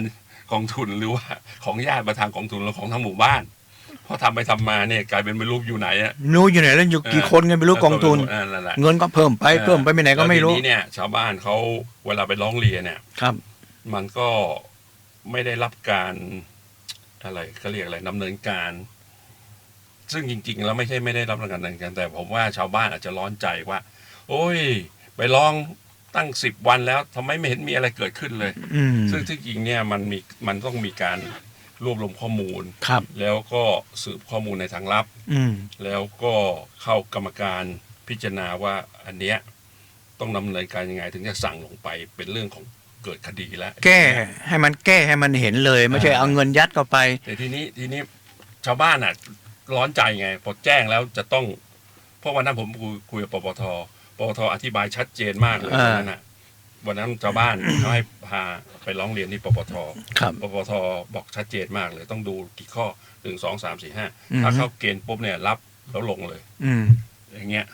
แต่ต้องสืบก่อนนะต้องไปสืบสวนก่อนนะต้องสืบสวนทางลับก่อนนะว่าเฮ้ยเรื่องมันจริงไหม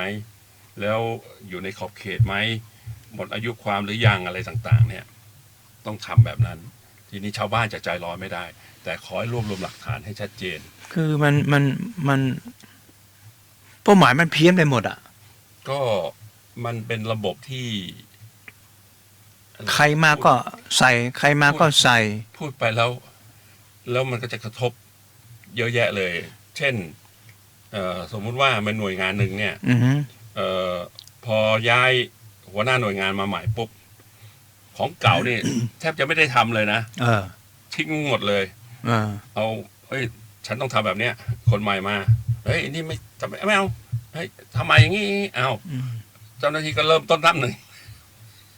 ก็เหมือนกับปู่ใจนะปู่เหมือนไอ้ปู่ใจมันว่านั่นแหละปู่ใจแกแซมไอ้แซมอ่ะลุงชายยังเป่งหน้าคำเชี่ยใจคำว่าไอ้ใจป้าหลวงประชุมมันเนี่ยแหมสามันเงินไปคุณกองทุนหมู่บ้านอ่ะกูบอกว่าจะเอาที่ไหนไปเบ้ย ท่านปัญญานันทภิกขุสมัยที่ท่านอยู่เชียงใหม่ครับท่านอยู่อะไรนะอุโมงค์ครับท่านก็เคยเทศเรื่องเนี้ยว่าเชียงใหม่เนี่ยหรือประเทศไทยเนี่ยเรามีฐานเยอะแยะเลยทุกคนสร้างฐานไว้แต่เป็นฐานล้างไม่มีใครมาต่อไอ้โครงการต่างๆเยอะมากแต่ว่าพอคนใหม่มาไอ้นี่ไม่เอาเริ่มใหม่หนึ่งละอันเก่าก็ทิ้งไปเลยก็ทิ้งไปแล้วก็เป็นฐานล้างตรงนั้นนะทั้งที่ฐานเขาดีนะแต่เมื่อฐานล้างไม่มีใครต่อละไอ้คนที่เคยทำอยู่ตรงนี้ก็เริ่มงงแล้วว่าเริ่มใหม่แล้วเหรอแล้วไอ้ของเก่าทำไงอ่ะ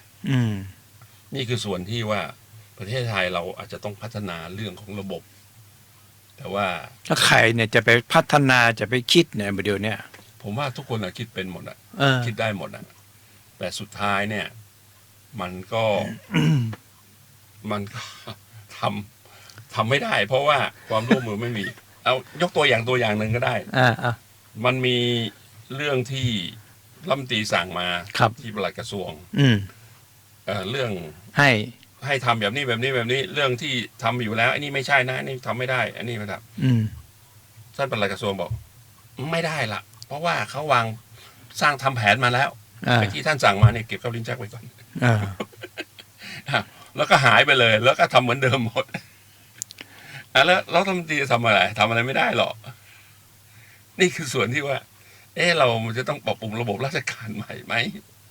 ก็ประเด็นนี้ปิ๊กเป็นยังเก่าอยู่แล้วนั่นแหละก็เอาแค่เอาง่ายๆกับใกล้หูใกล้ตาแค่น้ำปิงเนี่ยไอ้ที่ลุกล้ำน้ำปิงเนี่ยเห็นอู้กันเป็นสักกี่ปีก็เห็นอย่างเก่าไม่เห็นปรับปรุงไม่เห็นแก้ไขอะไรยังลุกติ๊กคือลุกน้ำปิงเนี่ยก็ที่เคยเล่าให้อาจารย์ฟังบอกบุกลุกว่าเจ้าท่าก็ไปเนี่ยต้องลื้อทิ้งมีอยู่บ้านหนึ่งถูกล้ำมาคนเจ้าของบ้านแต่งชุดขาวมาเลยลื้อไม่ได้ตรงนี้มีวังพญานาคอยู่ตรงนี้เจ้าท่าเริ่มมึนว่ะเฮ้ยมึนเลยวะเอาพูดอย่างนี้กูจะตอบยังไงลื้อไม่ได้ข้างล่างมีวังพญานาคอยู่เอาเถอะตามสบายแต่บางทีก็ดีนะบางคนก็ดี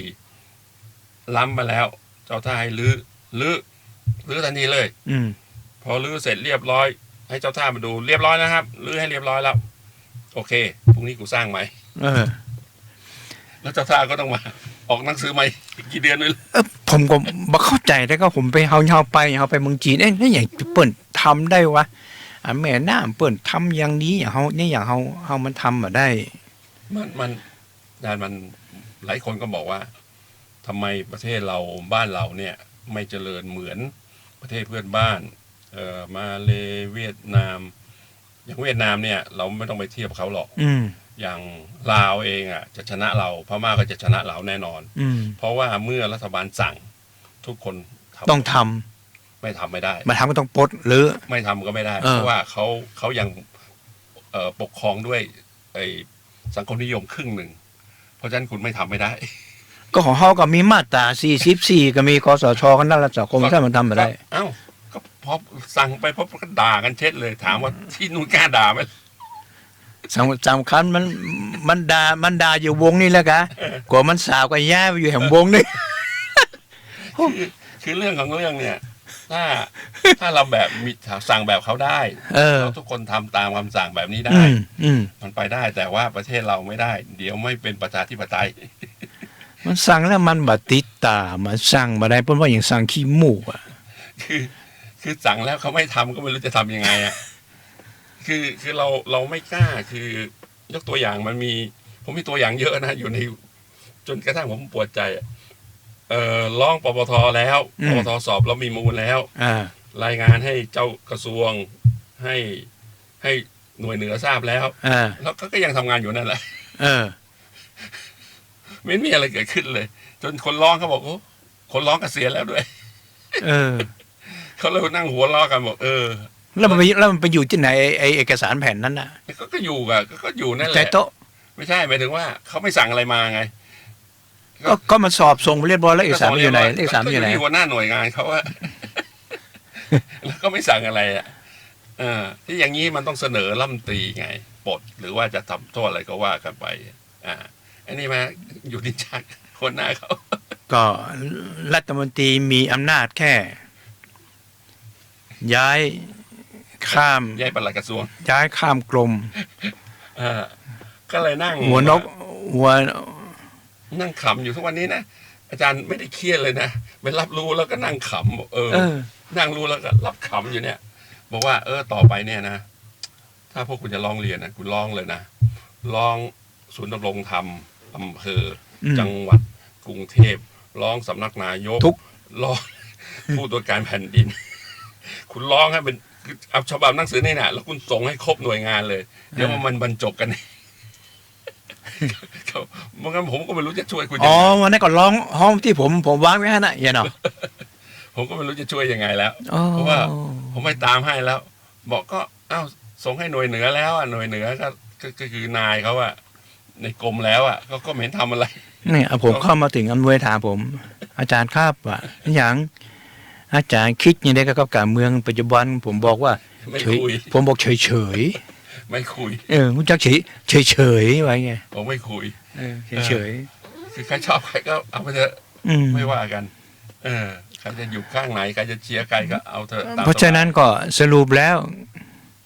ก็มันอยู่ที่จิตเนาะจิตของแต่ละผู้แต่ละคนตีไปจดไปจ่อมันถ้ามันไปจ่อในเรื่องดีมันก็คิดดีถ้ามันไปจดไปจ่อในเรื่องบ่ดีมันก็จะไปบ่ดีถ้ามันจะจ่อคิดจ่อแต่เรื่องขี้โมโหไผขับรถมาแซงจ่อเรื่องเอสวามนี่ยิงกันละแต่ถ้าว่ามันจิตไปจ่อแต่เรื่องความนี้จำมันเตอร์ปล่อยมันไปเตอร์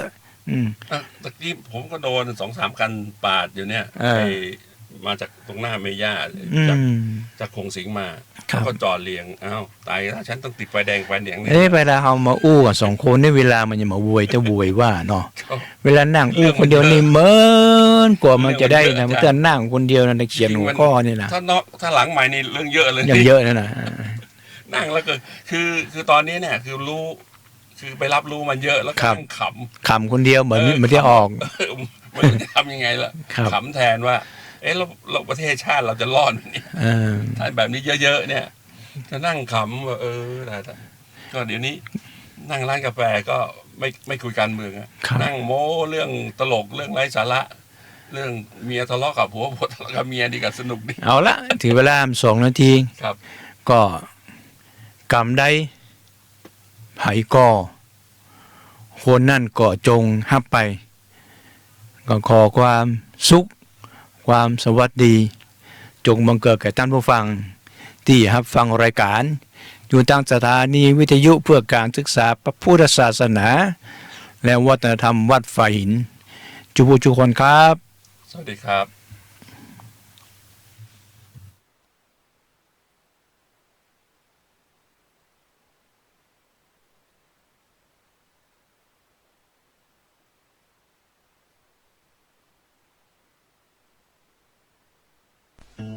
พุทธังสรณังคัจฉามิ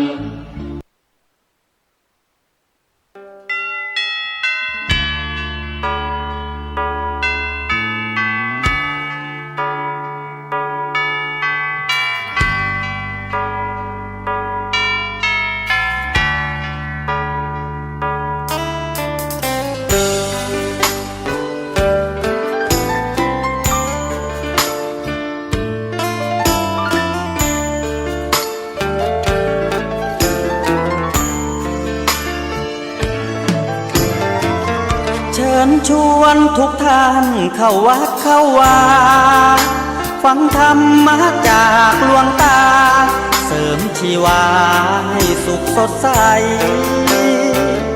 ยึดมั่นหลักธรรมคำสอนไว้ให้ขึ้นใจความดีรีบทำกันไว้หญิงชายอย่าได้นายนี้เชิญชวนทุกท่านเข้าวัดเข้าวาทำบุญด้วยจิตศรัทธาผลบุญพาให้เราสุขีจะทำการใดนำใจในสิ่งดีดีทำบุญให้ทานวันนี้ไม่มีใครว่าใครชังสมัยก่อนประทับใจปู่ย่าตายายวันพระไม่เคยเบื่อหน่ายจำได้ไม่ลืมสักครั้งเหตุใดวันนี้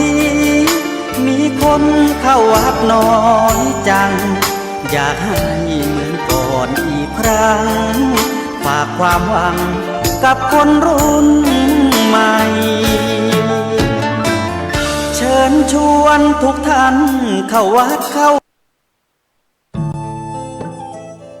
ท่านกำลังติดตามรับฟังสถานีวิทยุกระจายเสียงพระพุทธศาสนาแห่งชาติและสังคมคลื่นเพื่อการศึกษาพระพุทธศาสนาและวัฒนธรรมระบบ FM 104.5 เมกะเฮิรตซ์รายการต่อไปเป็นรายการศึกษาธรรมนำสุขดำเนินรายการโดยพันเอกตนะเดชะ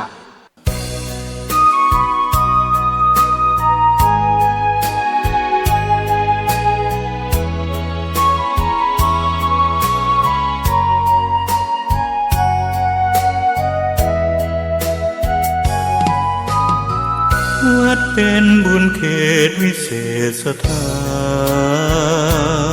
นเหมือนทิพย์วิมานของหมู่ประชาสะอาดรื่นรมด้วยร่มเงาไม้ได้ร่วมศรัทธาสมเป็นศาลาแหล่งพักพึ่งใจเห็นพระประธานเหนือแท่นธรรมรงค์เหมือนพุทธองค์เหนืออาจอำไพแต่ทำจุนเจืออุเพื่อเราพอ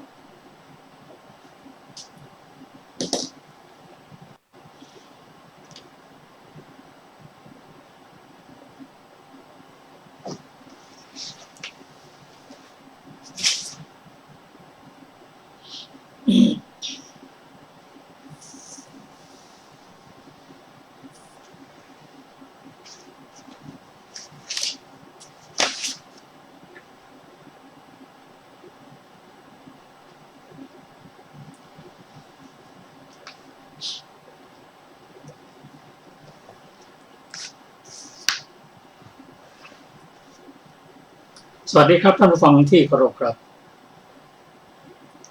ท่านผู้ฟังกำลังรับฟังรายการศึกษาธรรมนำสุขมีเสนอแก่ท่านผู้ฟังทุกวันศุกร์และวันเสาร์ตั้งแต่เวลา 15 นาฬิกาถึง 16 นาฬิกาดำเนินรายการโดยกระผมพันเอกธนัทเดชะมีอาจารย์สุรภาเดชะเป็นผู้ร่วมรายการจากพระสูตรที่เราได้ศึกษากันเมื่อวานนี้มีเรื่องที่จะต้องขอทำความเข้าใจสักนิดหนึ่งเพราะว่าเมื่อวานนี้พูดถึงภวังคจิตก็มีอะไรอาจจะผิดพลาดไปก็ถือว่าวันนี้เป็นวันที่จะแก้ไขให้ถูกต้องภวังคจิตนี้เป็น